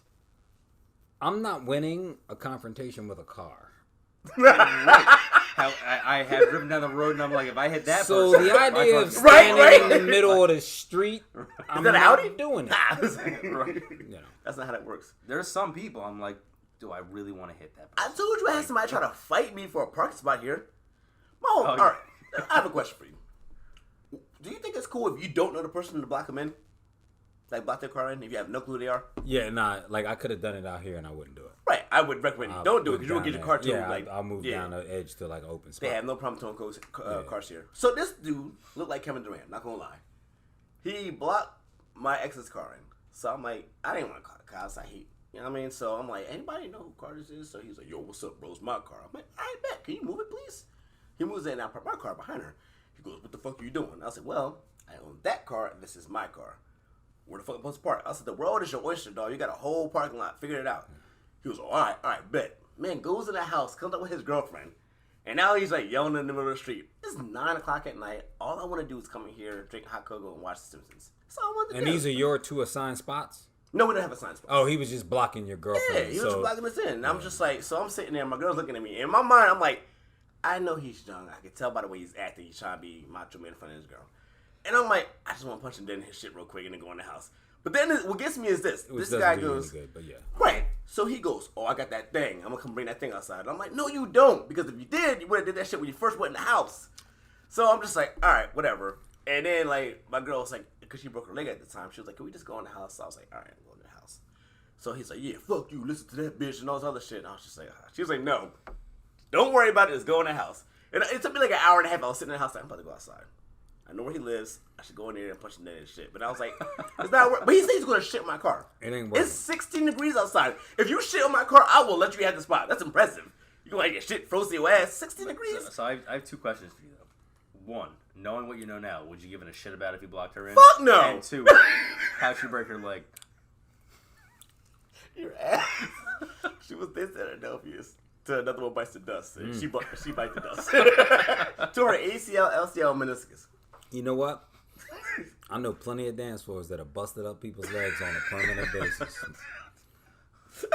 A friend of mine did the same. He didn't break it, but he tore his ACL and his MCL dancing. That's what I thought. At balloons back in the day. Mm-hmm. And it was staying alive. Oh shit! It was staying alive. You're right. She came home that night and she's living in the house, and I'm like, that's what happens when these young people try to dance all old school stuff. Yep, it was an old school night. It was. You don't have to. You just go like this. Like you don't have to do it. I don't know. By the way, that's an interesting place. I used to hang out there years ago, but I went there probably about 5 or 6 months ago one night with some friends for drinks after an event. I was really impressed. I'm not joking. Like I was really impressed. There was some. I swear that they must have pulled a bus up from Shady Acres. And these retirees. No, I'm not like these retirees was in there getting it. I was like they was getting it. I was like, oh, all right. They was drinking and they was dressed, and I was like, good for you. Like, good for you. I was really impressed. And I'm not joking at all. I was kind of like, wow. I legitimately love like the TikTok videos, like the old people like drop their canes and they like get into They be getting it. You can't walk, but you can dance. Yes. One of our friend's dad, like, he was at the wedding, and he heard, I would never forget this shit, yo. He heard it make you want to shout. And the way his face lit up when he heard that song, it's kind of like when you hear Back That Thing Up, you're like, all right, I gotta go out. He was like, this is my shit, and went out and started getting it in. And it was the funniest shit I've ever seen in my life. But I'm like, kudos to you, dog. That's what's up.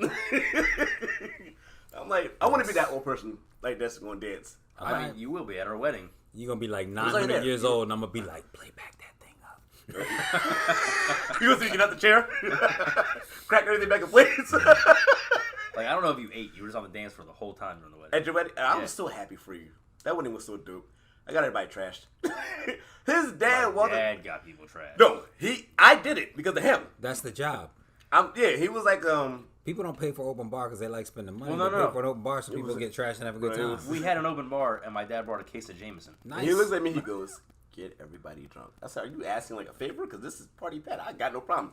By the end of the night, everybody was slurring the words. Like, I'm so happy. We kept saying Bane Train. We were yelling his name at the end. Bane Train. That's funny. It was so funny. One of our friends threw up under the table, but that happens.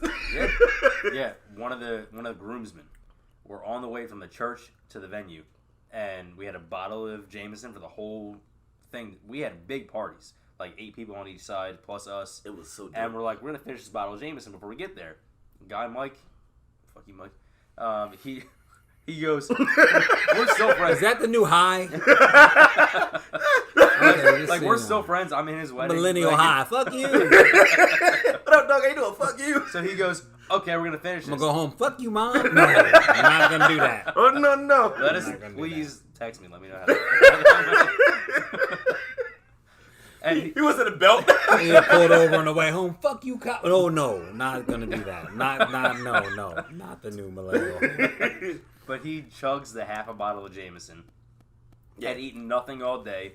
Gets to the wedding and he's got wine in his hands and he's got two glasses of wine. And he goes, "Got to drink this so you can keep it up all night."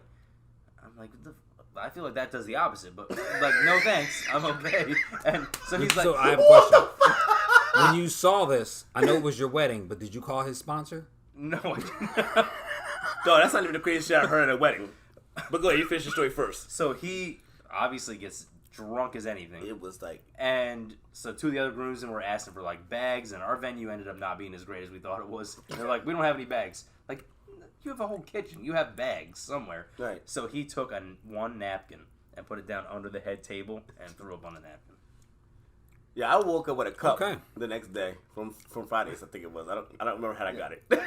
My cousin drove him back to his hotel room. You remember what? And he was so drunk he thought she was an Uber and tipped her. Then our friend had to go to the hotel room too. I walked in there because she was drunk. And he was like, "Who's that?" I was like, "If you touch her, you die." He was just like, "What?" I was like, "Just stay in your bed. That's all that matters." But no, the craziest, like, your wedding was awesome. But the craziest wedding I've ever experienced is like, I got invited to this wedding with my ex, and I'm just sitting there, and my ex was white. So this dude walks up to me. He goes, "Oh, you do the white girl?" I was like, "What?" He was like, Wow, "White girl." You didn't Right? notice, you didn't know this dude? No, I was like, what the fuck are you talking about? So then he goes, "You do the white girl." Pulls out cocaine. Oh. Asked myself, I was like, "Oh, nah, if it ain't green and fluffy, I don't want no part of it." He was like, "We can go do a bump right now." I was like, "Nah, I'm good." Everybody in You the know what, motherfucker though? was doing It's bumps. funny. They got a million nicknames for that. Booger I don't sugar? partake of that, I but don't it's either. funny. Like, how does bump have to do with that versus the I white? have The no white clue. girl I get, but like I don't understand. I call it booger sugar. I don't know, but that's a good off for that, man. Yeah, that's everybody in there was doing cool. At the end of the night, everybody was like, I call it in the end, you lose and it wins. That's what I call it. You better be That's careful real though. fucking with that shit. I was just like, I want to go home. I don't want to play anymore. In the end, you lose. And then was he trying to smoke? I was like, with y'all? Nah. I don't know what y'all doing. I don't know what's in there. Nope. About the lace with angel dust or something, I have no clue, but I didn't want no parts. I was just like, can I go to a wedding where it's just like, we don't do that?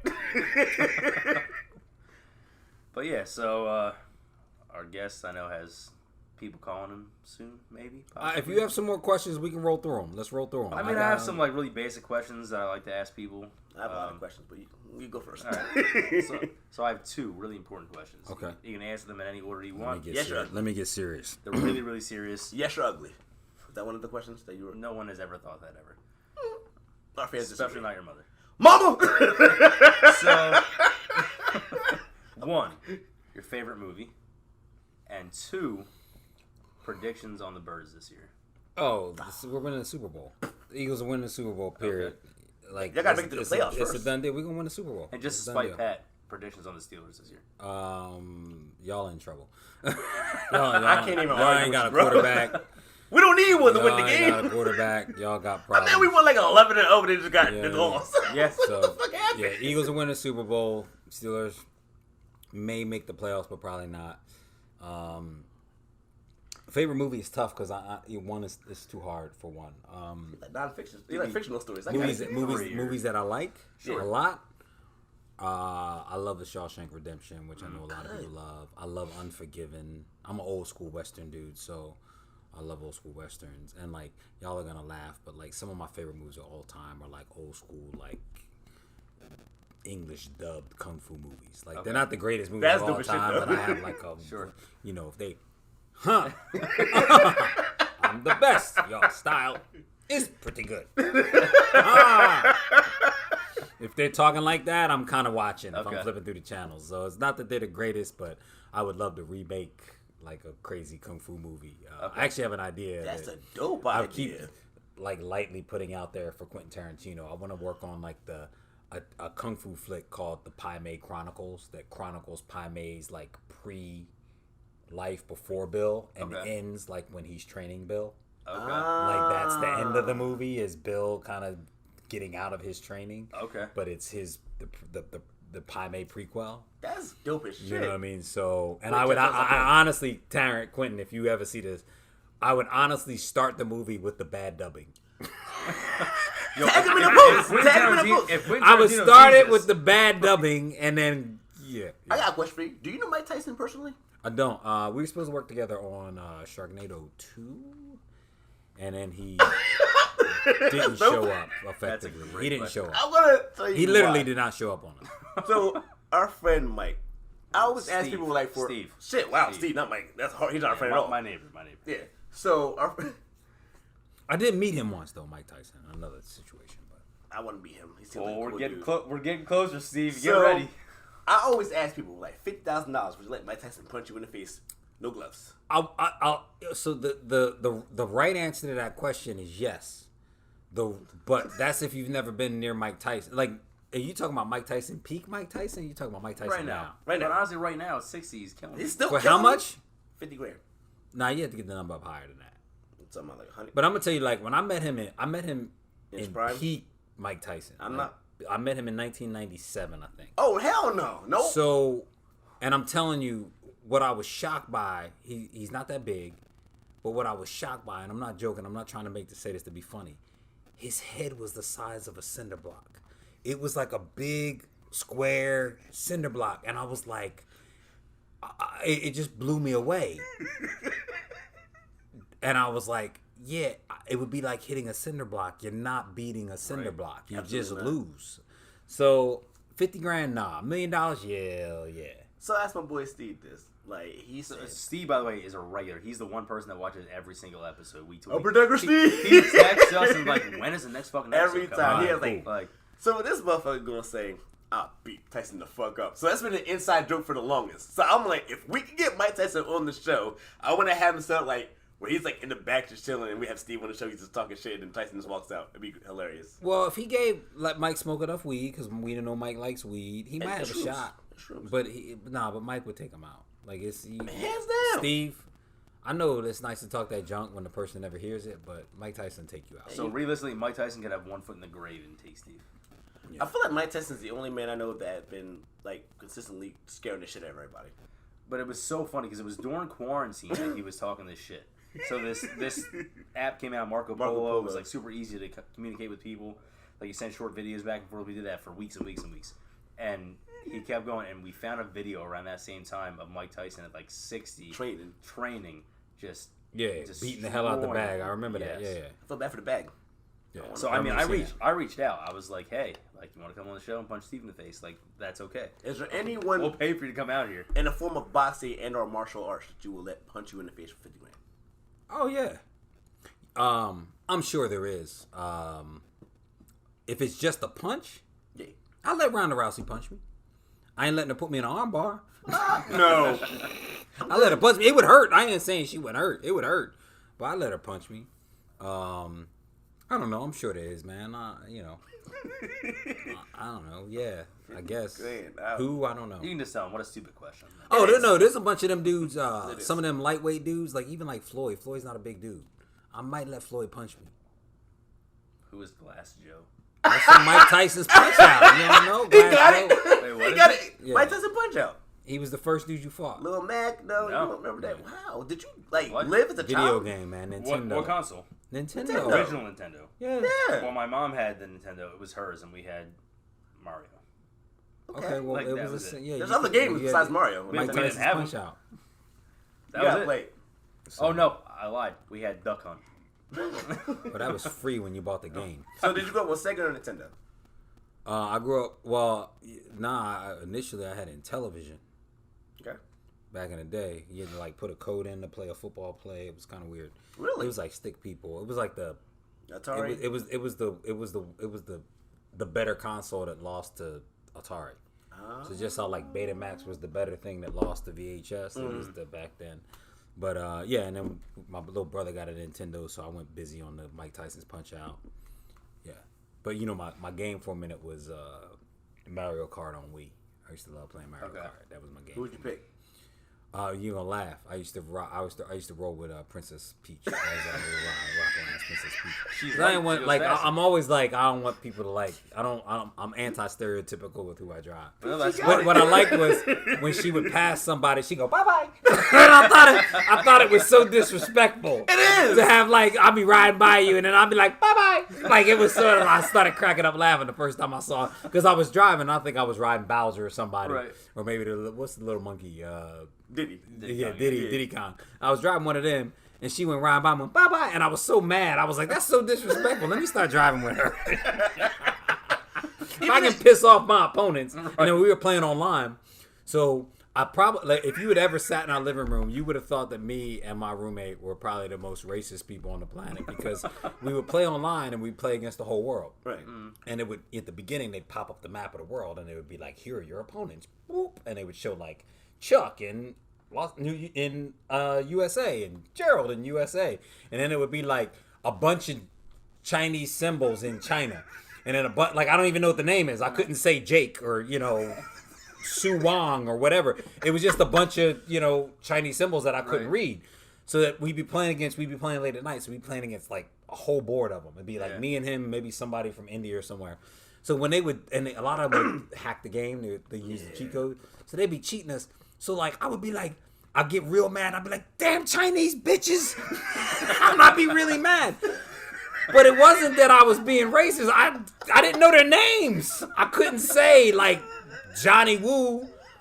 I would be so mad. So if you were sitting in our living room, it's like we would be getting into it. We'd be driving these cars.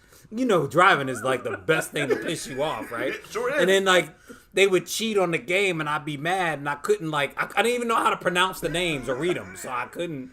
Just like logo. Driver number 7. Like I could have So it was that. That's kind how of it was in thing. Call of Duty for me. I was playing the other day, and it was just a whole bunch of like. When somebody drops a bomb in your face when you're about to cross the finish line, Right. The blue and shell? you go Blue flying shell. in the air, and like and you're in first place, and 8 cars pass you, and you get 9th place. That's like the yeah, most that's disrespectful thing like. ever. Yeah. And then somebody goes bye bye. It's just disrespectful on top of disrespect. Nah, I'm gonna tell you some real disrespectful shit that happened to me from this motherfucker right here. Yeah, you know what you did. So we're playing Marvel's Capcom. Oh yeah, this motherfucker's Chung Li. He got my blood. Shut up. He got my blood down to this much, and he killed me with a taunt. He was like, "Done his hard wrist hit me, and I died." I was like, "You asshole!" Here's the thing: there is a distinct advantage to fighting with somebody like that that can taunt you and kill you. That no kindness. The fact that you're still talking about it tells you, like, that's why when I would be Princess Peach and I go bye bye, I knew that would piss off more people than if I just beat them. Get in their head, they're done. So I was like, yeah, I'm good driving Princess Peach. And my buddy Chuck, who will probably watch this, he'll tell you in a minute. I used to roll with Princess Peach. In that little convertible, it looked like one of them BMW Z3s. Yep. I'll be rolling. Even in Smash Bros, she's an asshole. She's like, "Peachy got it." I'm like, Yeah, "Fuck yeah. Peach." I hate Smash Brothers. She be kicking. So bad. Did the little kick, right? They made her just passive aggressively annoying enough that it works. Like that character, Princess Peach. Peaches for passive aggressive. Shout out to Nintendo. Hell yeah.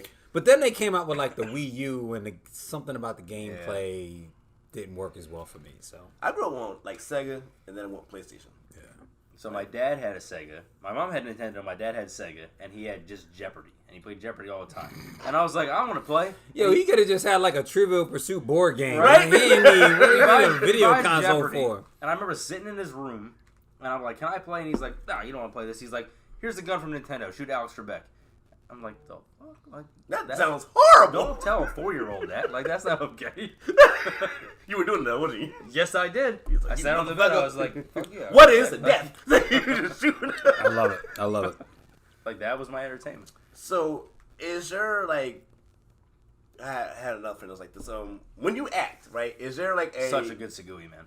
It is. Is there a way like you bring yourself back? Like you ever get yourself in a character, you're like, I can't bring myself back to being you, or? I mean, I always find a way back. It's tricky sometimes. Like people don't realize, like when we do our jobs well, we really go in. Now,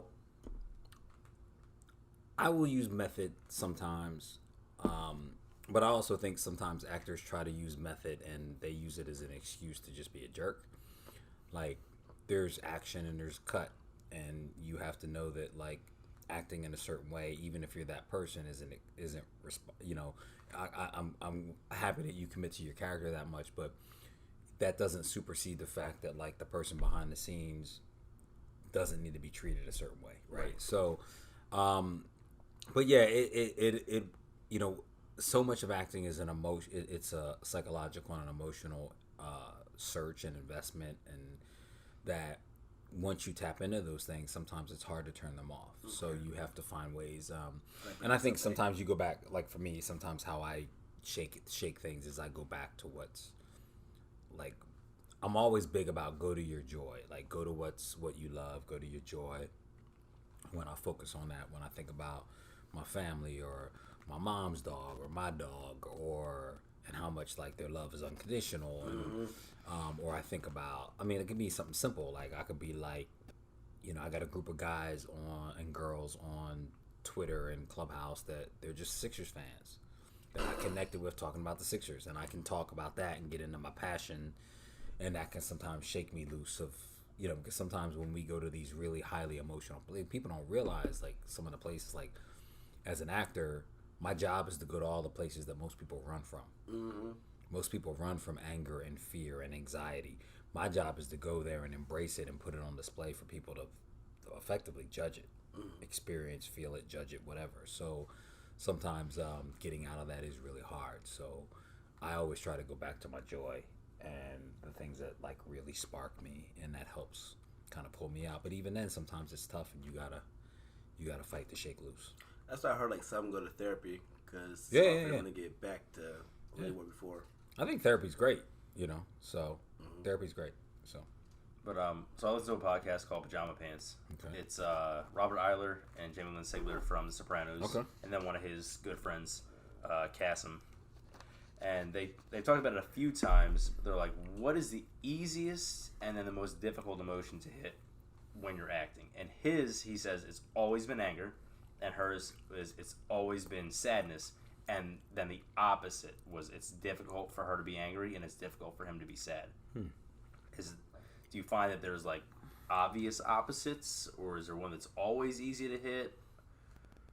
I mean, there's a lot. I won't say easy, but there's a lot that are more readily accessible, if that makes sense.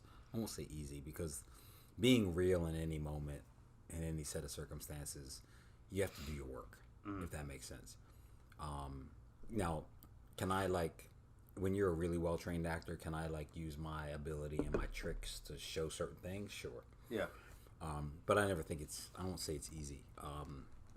Like I said, I guess the best way is certain things are more accessible. Okay.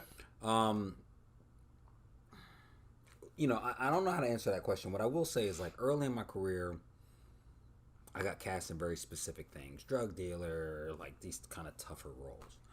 And I had to learn that just how I occur as a person, I don't have to play tough. Okay. Like, if I go, if I try to show you tough, it comes off. It's too much. Yeah. So I can just kind of be tough if I get connected with the material and just am kind of status quo. But one of the big challenges for me was to be able to show my vulnerability.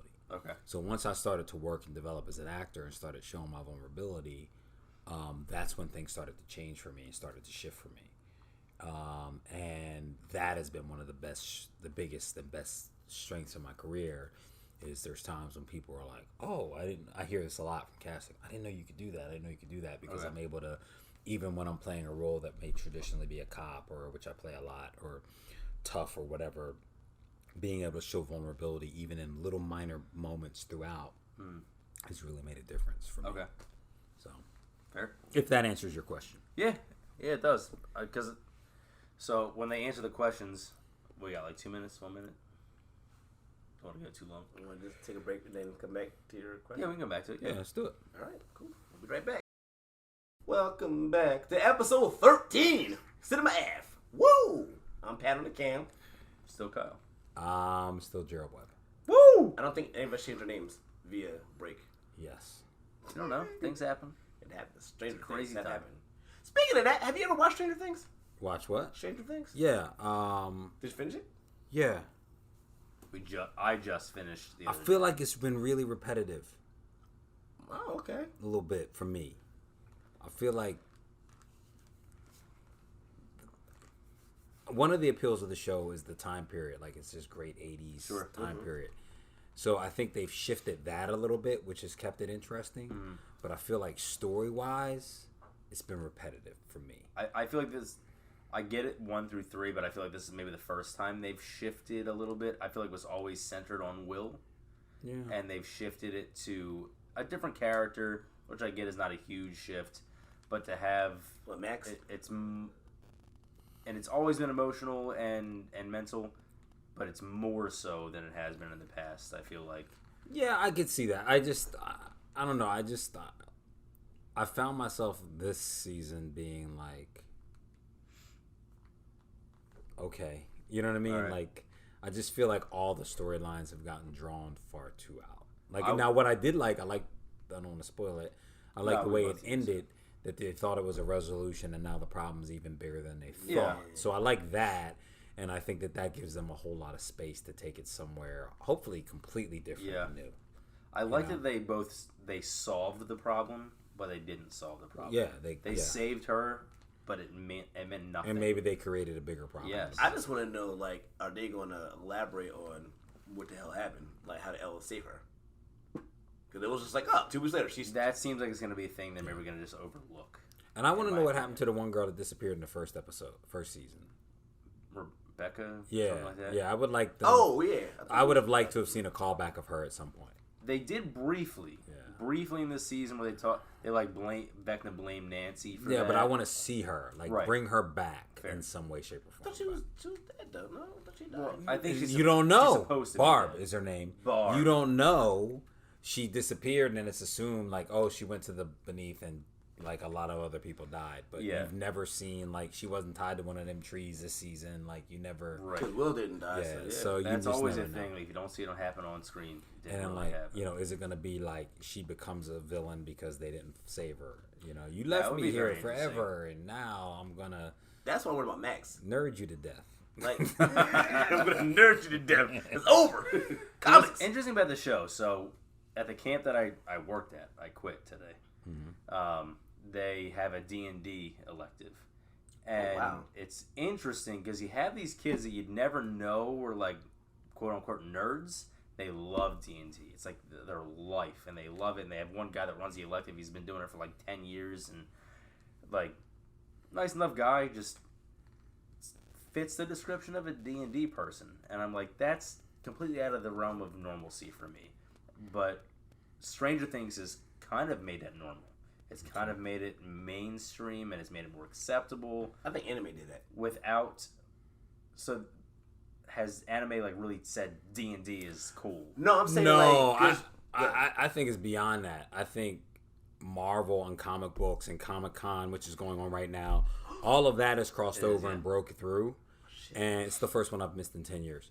all of that has kind of crossed over and broke through, and now like being a nerd is cool. Right. Yes. Like you see like the girls that were the ones making fun of nerds back in the day that now are putting on like horn rimmed glasses and going, I'm a nerd and I like comic books. Right. And they're Like, you son but look of at a bitch. but go to my OnlyFans. Like you know what I mean? Right. So it's a weird there's been a weird transition where they're like, oh, to like I hate to say it, video games, comic books, all the things that were like these hallmarks of nerds, people have realized, oh, the nerds had it right. Computers, program, like, oh, the nerds had it right. All this stuff is cool as heck and fun as heck and interesting as heck. So now we're just going to take it from you. And on top of that, take your identity as being nerdy. Yes. Which is kind of funny. I used to get made fun of for this shit. Now everybody's, Yeah, exactly. oh, I like anime. The two best examples I have.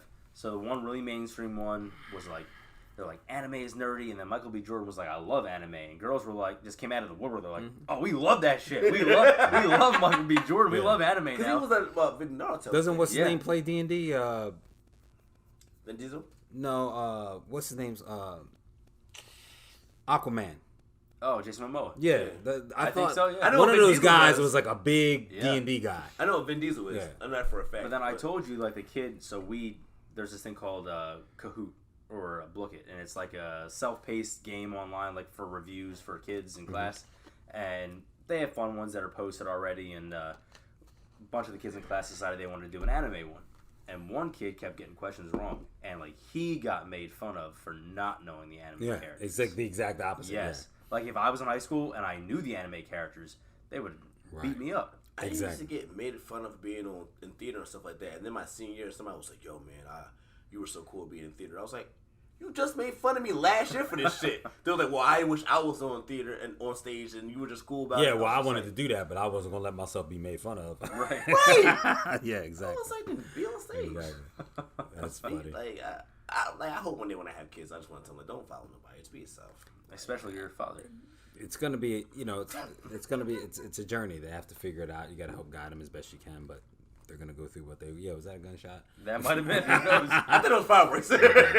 Sure. But, you I heard a know. sizzle at the I have end. a of the three, game. I have a three. I'm not sure which one it was. Rule after that third one. That's two. I get in the car and I leave. I heard a little fizzle at the end. Like, I don't know what hey, gun yeah, does first one or two, unless it's like 7 or 8, like like 50 in a row, then I'm pretty sure it's probably fireworks. Somebody got one of them Right. long, but yeah. I went to hear the I was like, oh, well, I You hear hear go. people yelling. You're no good. We'll send Pat out to check. Oh shit! There you go. I'm just going at the window like, I think we should leave. But so we're talking about like anime and nerdy stuff, and so I'm sorry, I'm being a stalker. I went through your Instagram and I saw like a bunch of pictures all of good. people. Saw pictures of like Stan Lee and George R.R. Martin. Yes. So Met some cool people. Nice. I don't want to call you out, but like who was like the most down to earth, like cool person? Because there's a lot of they're all them. bigger than. Well, here's the thing. What I've found is most of the uber successful people are cool, in part because I think they don't really have anything to prove on that level. Okay. Right? But like, there's different people for different reasons. Ice-T was cool as heck. I interviewed him for a documentary. He was cool as heck. George R.R. Martin, super cool. Michael Jai White, who's a friend, is one of the most humble people I've ever met and super cool. Jam Master Jay, who was one of my mentors, was probably the most humblest star I've ever met and was super cool. Who else did you mention you saw? Stan Lee was one. Stanley was kind of like a quick off, but he was cool. Okay.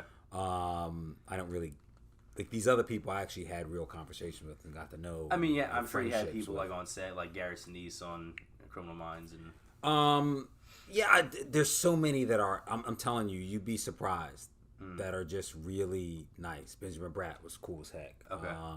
And I don't want to leave anybody out because I've worked with like Ming. We're talking about nerd culture. Like Ming Na. I worked with Ming Na, and she was great. That was a firework. I can tell the difference. we're safe, guys. I was We're about to safe, say, guys. It was a little bit longer of an explosion. It wasn't like pop. It was like. I was about to say, that's fireworks. But notice I was on it. So there's so many cool people, and I'm leaving out a million people. I've been so fortunate to work with so many great people.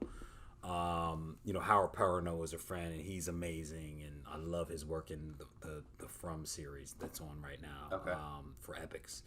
But yeah, there's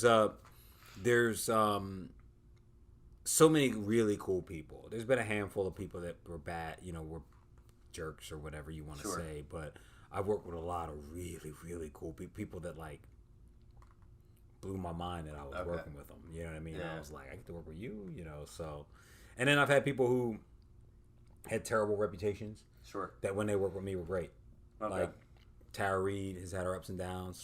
I worked with her like 3 or 4 times. She was great. Mm-hmm. She was just not just, but we produced a Christmas movie a few years back called Second Chance for Christmas, and she was great for us. You know, there's been other people who, you know, have this bad boy or bad girl reputation, but they were cool when I was around. So I'll show them love and respect. Cool. Yeah. Is there any specific actor or actress that you haven't worked with that you want to work with? Oh, there's a ton of them, man. I can't, like, the list is ridiculously long. Is there a white whale, so to speak? I mean, come on, man. I want to do, like, not really actor, but, like, there's people I want to work with, and it may not be with that, and from an acting standpoint, it may be like they may be behind the scenes or whatever. But let me think. I mean, come on, I'm a Sixers fan, man. I want to do like a Joel Embiid commercial. Like, I want to Hulu work. has live sports. Yeah, or like AI. I want to, you know what I mean? Like, one day I'm gonna get to a point where I'm gonna be like, yeah, we're just gonna put you in a movie just because I want to put you in a movie. You know? And I'm going to have my little nerd out movie. You know, I'm kind of mad because I didn't get a chance to audition for Hustle, because that would have been one of the perfect opportunities to be around a bunch of them. But there's a lot. I don't there's too many.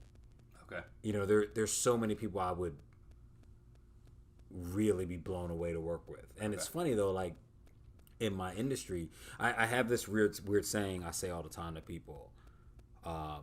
When something like really amazing or really unexpected happens in my life, especially associated with the industry, I have this thing where I go and I have the urge to say this is crazy, because sometimes we say the word crazy because it's like this shouldn't be happening, or I never imagined this would happen, so it's crazy, which really means should not be, right? Yep. So I realized that in my life, fortunately, on any given day of the week, I could work with Danny DeVito, which happened in my life. I could become friends with Michael Jai White, which happened in my life. I could work with, you know, I can list a whole, you know, Malcolm McDowell, Ming Na. You know, I could list 50 people, 100 people that I've worked with. What I realized was in my life, that could happen on any given day, right? So I figured, like, what's the most boring day of the week? And I said, probably Tuesday. Because, like, even Wednesday, they call it hump day. It's got its own, like, nickname. Right. Monday's the first day of the, you know, the work week. Yeah, and everybody hates it, so it's got its own little thing. Like, Tuesday's, like, nobody really has a feeling about Tuesday at all. Tuesday's, like, the, like, redheaded stepchild of weekdays, right? So I came up with this saying where I would say, whenever I basically, I wanted to remove the word crazy as much as I could from my personal vocabulary. I wanted to Taco Tuesday. Yeah, Taco Tuesday. Screw it up. But that's still a good. I get you, but it's still like the most boring day, because, you know, you have to give tacos to it, because that's the only thing that can spice it up, right? So I wanted to remove the word crazy from my vocabulary in some ways, in how I used it, especially with self-talk. Number one, because when you call someone crazy, you're basically trying to discount any and everything that they are, have been, or ever have been, or have to say. And it's because you don't understand their perspective, right? Now, are there people out there that are certifiably crazy? Sure. But I wanted to, like, not be that dismissive of people. Right? So, number one. Number two, I realized that when I was saying it to myself, like, say I got, because it could happen, like, I'm up for, like, a bunch of shows right now.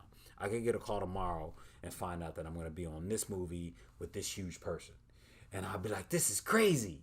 And I was happy and I was celebrating it. But it meant crazy, meaning I shouldn't work with them, or I didn't expect to work with them. No, in my life, I worked on HBO, NBC, TNT, every network you can name. Right. I could work with anybody on any given day. Right? So when I say crazy, it means that I can't. So I wanted to take that out of my vocabulary. So when I would have, and I used to use the word crazy all the time. Oh, this is crazy. This is crazy. This is crazy. So one of the ways that I took that out is whenever I had the urge to say that word, I said, it's just Tuesday. Because in my life, on any day of the week, even a boring ass Tuesday, I could work with Danny DeVito. Okay. I could work with, Malcolm McDowell. I could work with whoever. So I have this phrase where I say it's just Tuesday. So yeah, it puts me in a different mindset, in a different place of looking at it. Like, yeah, like anything is possible. Gotcha. Yeah, I'm still excited. I'm still going crazy about it. Right. You know what I mean? And as far as how I'm acting, like, Yeah. But I really try to be careful how I use that word, because I feel like how we speak to ourselves. Because if I'm saying that out loud, mentally I'm saying there's an opposite side to that. And the opposite side to that is, this isn't possible for you. Somebody works with that person every day, just not you. Okay. And if you're saying that to yourself, even if that's not how you intended, you have to be careful about how you speak to yourself, because those subliminal messages are penetrating deeper than you know. So and that's something like I have to shake off on a regular, not just specifically that word, but sometimes I'll be like thinking about something a certain way, and I'm like, why am I thinking about it like that? Like, whoa, homie, I don't know why I'm going there, but shake that off, create new, create new, create new. Because our self-limiting beliefs, I think, hold us back the most. All right. So I feel like that's how I feel as far as like regular retail jobs. Like people will like see the manager, but oh my god, it's the manager. I was like, yeah, you just like being you. You just you get paid a little more. And I'm just like, I'm talking like that. They're just looking at me like, yo, will you talk to your manager like that? I'm like, yeah, he gets paid a little bit more than me, but he's still a human just like you. Yeah. So why get tight and scared? If you're just doing your job, you should be fine. Right. Exactly. But yeah, I get what you're saying. But as far one more question for you. Yeah, no, you can ask me as many as you want. As far as being like, like a nerd and geek, is there a specific superhero that you would like to be, or that you're the favorite of? Play? Yeah. Or be in real life? Both. Wow, that's who would I want to play? That's interesting. I like to bring. I don't know if I like the wheelchair part of it, but I'd like to bring some flavor to Charles Xavier. Okay. That'd be kind of cool. That'd be dope. Because he's so cerebral. And also, like, Patrick Stewart just crushed the role. He did. I don't know. I don't know if that's the answer, but that would be cool. I really used to love the Cable character in Marvel and those comic books. Yeah. And so even though I don't fit that type at all, like that was kind of a cool character because he had like a little bit of a time travel thing. Yeah. And he was like, but he was a badass, and then he put together his little group of ex-mutants. Like it was kind of cool. So that would be kind of cool. In real life,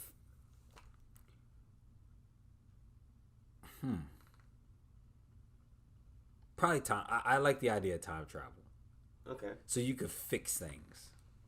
Now it's going to create, it's going to create that problem. The butterfly effect. But you could fix. Depending on how you look at it, because Marvel changed the whole game with that. Yeah, well, and I honestly think I'm not happy that so often dimensional and time travel is the end all cure all in every sci-fi thing. Star Trek is all about time travel and dimensional travel now. Well, it's time travel primarily. Marvel, it's always time travel, and the multiverse is dimensional travel. I'm kind of like, can we just write something where we can't easily fix it with a dimensional shift or a time travel? Like, can we actually write a good story? So it's kind of a tricky thing for me. Hey. You gotta give me these questions ahead of time, so I can be like, exactly who do I want to be? We like to throw them at you. This is tricky. Yeah, but these questions are difficult. These are tough. I like to try and figure it out. So I had a very similar question, less specific. Just your dream role. Dream role? Yeah. You're gonna laugh. What's the speech? I would want to be the medical examiner on like a CSI type procedural. Okay, that's cool. And the reason I like that is I like it for a couple reasons. One, they affect every story. They're in every story, but they have the freedom to have other. Like if you notice, they're all kind of quirky. Yeah. Or they have their whole own way that they approach their job, and they're not so like caught in the like stiffness of the. Okay.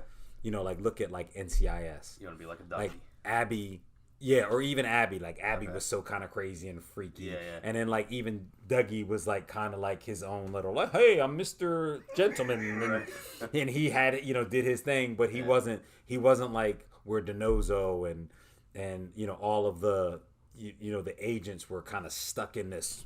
Right. And then DiNozzo was kind of silly and all. And I actually worked with Michael Weatherly on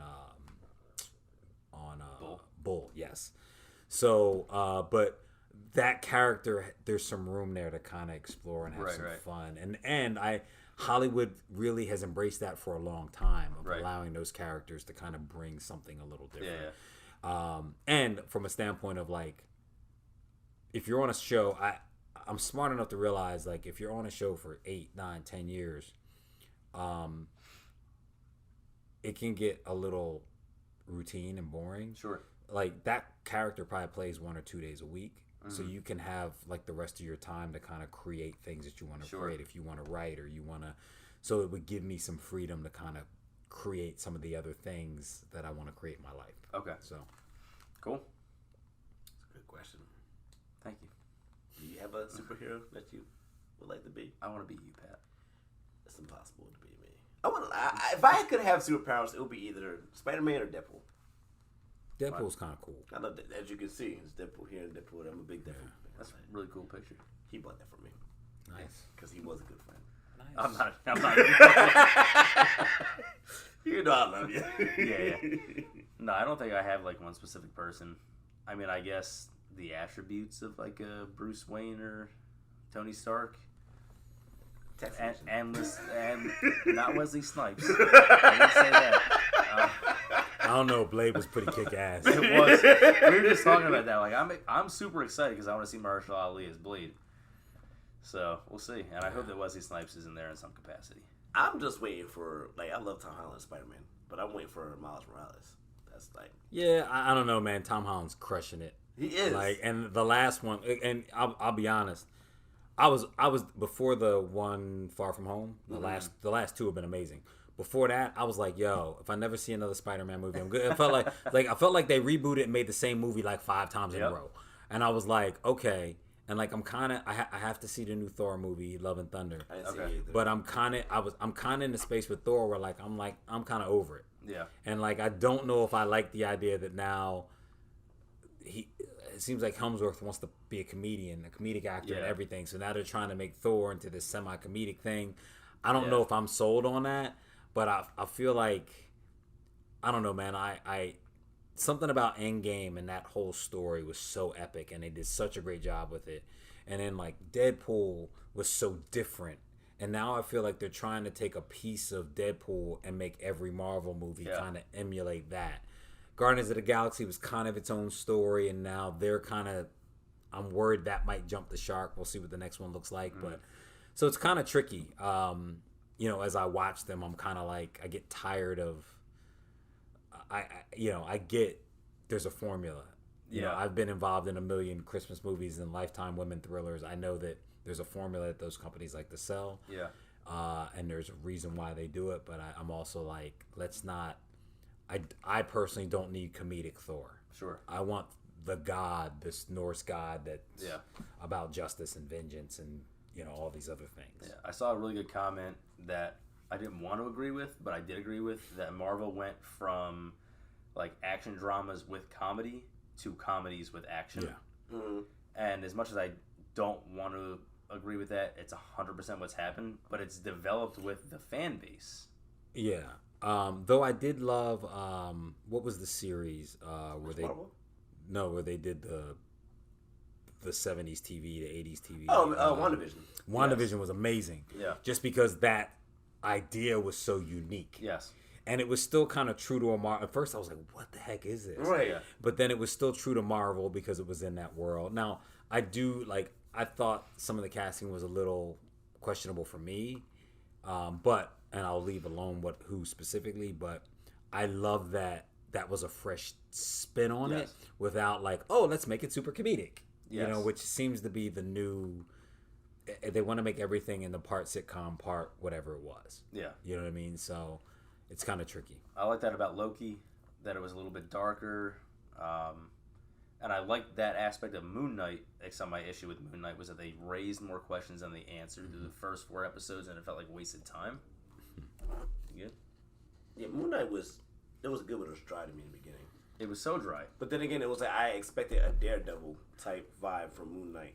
So when I didn't get that, I was like, oh. But then the fact that it was more about like mental health and stuff like that, I was like, because as I said, like, as far as the show, that's what it was talking about mental health and me. Yeah, I'm fine if they go in a direction I don't expect, and then I'm like, let me see what the deal is here, right? Mm-hmm. I don't like when they like try to change the core of what it was. Yeah, do you know what I mean? Like, if Spider-Man had some comedic stuff in it, yeah, that was in the comics, right? Yeah, Thor was not really a comedy guy, right? Deadpool is, yeah. So Deadpool was clearly a smartass, right? It has been from day one, so.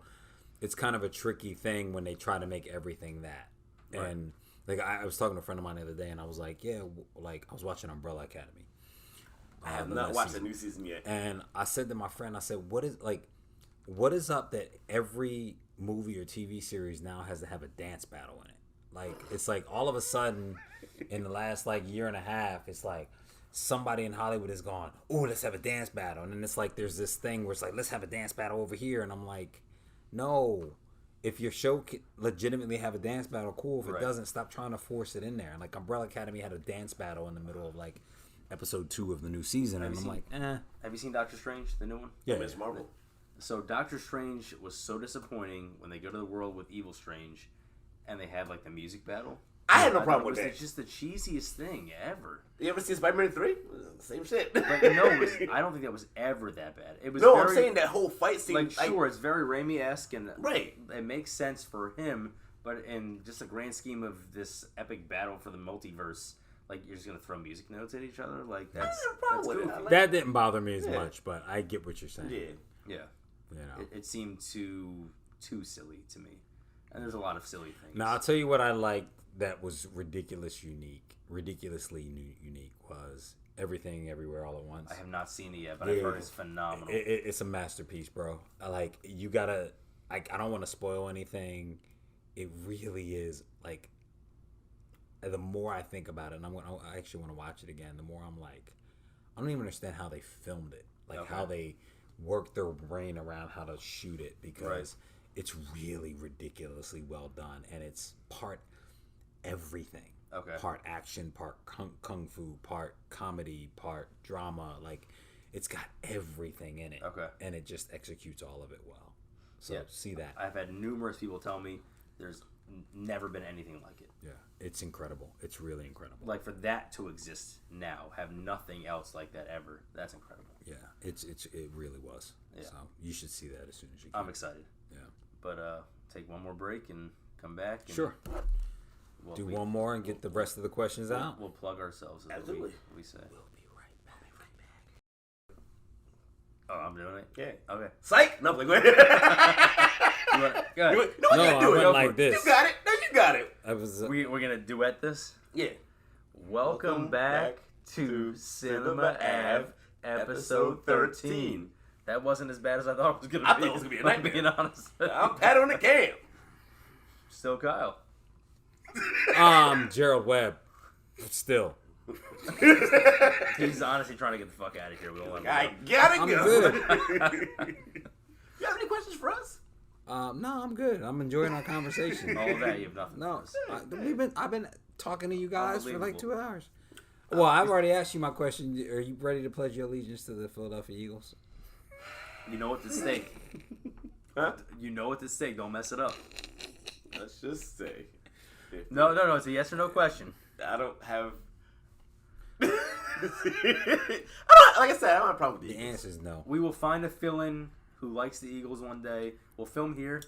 We'll kick him. Good out luck apartment. filming here and using that camera in the software. Carter's got a whole key. Like, Carter wouldn't do me like that. He's a Colts fan, so. All right, so no is the answer. Okay. Jesus, you ruined it for everybody. Nah, like I said, I don't have a problem with the Eagles. Y'all spots good. Unbelievable. As long as you're not That wasn't the Cowboys. question. The question wasn't do you have Yes. a problem with the Eagles? I will pledge secondary team, like I always say. Second, we ain't trying to come in second place. Fine. Third. Just say, I pledge my allegiance to the Eagles. Y'all, I'm a Steelers fan. Come on now, you know what it is. But I all love you the have to do Eagles. is, I grew up and I've lived in the Philadelphia area, and I finally realized that I should show all my allegiance to the Philadelphia teams, including the Philadelphia 76ers, the Philadelphia Eagles, I love the Flyers, Sixers. and the What? Phillies. All right, so I grew up in the Philadelphia area, and I realized that the Eagles don't win on a regular basis. They win one Super Bowl, but I'm Oh, going you're going off. I'm out of here. a little too far off script, man. So wait, you like baseball too? I mean, I follow the local team of Phillies. I support the Phillies, but I go to Dodgers games once in a while because I just can. You're a monster. So, Phillies fan, right? Yeah. Are you well? Yeah. Carter, Phillies, Yankees. You from New York? I'm surprised you said yeah. Oh, you're not a Yankees fan. That shit. Wow. He's a Colts fan. Yeah, Drew Luck. Just because of Peyton Manning. Yeah, that's where it all started. Yeah. You're a Tom Brady fan. Eagles fan over here. Tom Brady lover. you gotta respect the guy's a Tom great Brady. player, He even kisses though the he's a picture, cheater. I've you gotta never respect kissed it. his picture. Yeah, I saw you do it. You were You did one of these when you kissed Oh yeah, I never kissed it, but yeah, I kissed it on my neck. Wow. He's got so many problems. Hey man, to each his own. You know, I'm not. We're judging. getting a little too far off. So He's getting. I'll send you a Tom Brady poster as my thank you for having me on the show. All right, thank you. You can send him an Eagles poster. Yes. I wouldn't be mad if you did. I would put it up. I'm like, oh my god, he sent me the poster. Like I said, I'm not an Eagles hater. All right, well, you wanna Y'all, plug I'm yourself? sorry. One more thing. Go ahead. Wait, y'all Eagle fans crack me up. Y'all be getting hype as fuck. Like, Love yeah, the team. Eagles, woo! And then when y'all done, man, fuck that shit. It's like, why y'all so? We keep it real. Why y'all thinking y'all We're be like honest. this? It ain't We're here. honest. Now y'all like Eagles fans. Unlike still- you guys, we're 11-0. We're gonna win the Super Bowl. You won The- one Super Bowl. The combined One! record of all the teams you beat was One like Super 1 in Bowl! 100. Okay, yeah, but like, see, we won some world championships before that too. They just weren't called Super Bowls at the time. So like this one it. is like 3, yes. 48, 49, 60.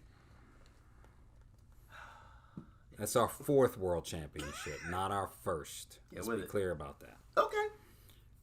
We're on denial here. That's great. Okay, moving on. We'll ignore him for the rest of the podcast. Moving on. No, he can talk. Just we're done with that. Exactly. Exactly. Go ahead, plug yourself, Pat. Nobody cares anyway. Everybody loves me. All right. Your mom definitely. Mom. Mama.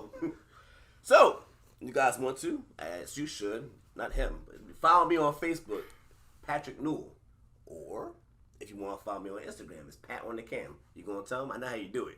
Pat on the cam. PATONDACAM. Pat on the cam. Yeah, that's my station on TikTok. Pat on the Cam. He does it every time. All right, who's going? You want to go? Oh, that was it? That's it. It's Facebook, TikTok, Instagram. Pat on the Cam for both. Yeah, I don't tweet or twatter. I try to keep it simple. I'm Right. just at Gerald Webb with 2 B's. See At that? Gerald Webb. If you want to check out my film, you can check out at Stacks Movie as well. It's funny as hell. Definitely pretty check it out. Phenomenal. Or go to stacksmovie.com. But I try to keep it just my name wherever. I got So you. keep There it you go. simple. But yeah. This check guy's out- gonna go like 6 years. Go ahead. Yeah. Check out Stacks. I got a review on my site. Yeah, thank Yeah, you for that, absolutely. by the way. I'll see you soon. So if you want to go on Facebook Yes. or Instagram or TikTok, it's Baines Film Reviews. Or My don't. website is also Baines Film Reviews. On Twitter, it's Baines Film Review because they haven't gotten their shit together and there's not enough characters. It's just one review, Baines Film Review. You can go to Film Threat and check my stuff out on Film Threat. Just Google Film Threat and Kyle Bain. And again, check out my review of Stacks. Check out Stacks. Thank you. Gerald Webb's directorial debut. It's phenomenal. One final question from Yes. me. As far as young actors, directors, or anything, do you have any advice for them to just, I mean, I have a ton. It depends specifically on what somebody would want or need. What if I they're would doubting say to them. themselves, or if they want to go to Hollywood or any direction like that? Well, we talked about this a little bit earlier. I think you have to find what you love. Okay. Like, specific to film and television or this industry. If you don't love it, go figure out what you love and go do that. Don't do this. Is my first piece of advice. And I hate to tell people not to do something, but if you don't love it, you won't be able to sustain it because this industry is ridiculously hard. Okay. It's full of fight, struggle, disappointment, all kinds of stuff. And you'll make it through, but it's possible to make it through all that if you love it. Okay. If you don't love it, you're just not gonna get through that thing. So find what you love, pursue what you love, really, really bear down and do it. Be willing to to listen, humble yourself. Like humility will serve you 5,000 times more than ego. And know the difference between confidence in your skills and ego, because there's a big difference. And your biggest challenges are you challenging how you approach things, how you perceive things, how you interact with people. And there's people don't realize, like, when you got there as an actor, you're a product. So imagine if you compared yourself to Chores Light. They have financial people, they have marketing people, they have product people, they have people who brew beer, they have all these different departments, the transpo company. Like, when you become an actor, you have to figure out how to do all of that for yourself. You're a full-born business, and you're going to have to expand and grow literally every day. So you better love it, if that helps. Yeah. It's good advice. Do you have any questions or anything else? I think I'm tapped out on That's questions. it? I asked a lot of questions, and Watch you got go some later really on. good He's like, answers. shit, I should ask that Like, question. son of a bitch. It'd be texting at 2 o'clock in the morning. By the way, Double check. Go through your list. If there's another one, give it to me. Those are the important ones. He touched on a lot of stuff that I wanted to talk about, so it worked out. Cool. Well, thank you for having me, gentlemen. It was Thank a you so pleasure. much Thank for you being for the on here. review of Stacks. It was great. Meant every word. It was great. I appreciate that. And we love you guys. Thank you for watching. See you guys. Peace. Peace.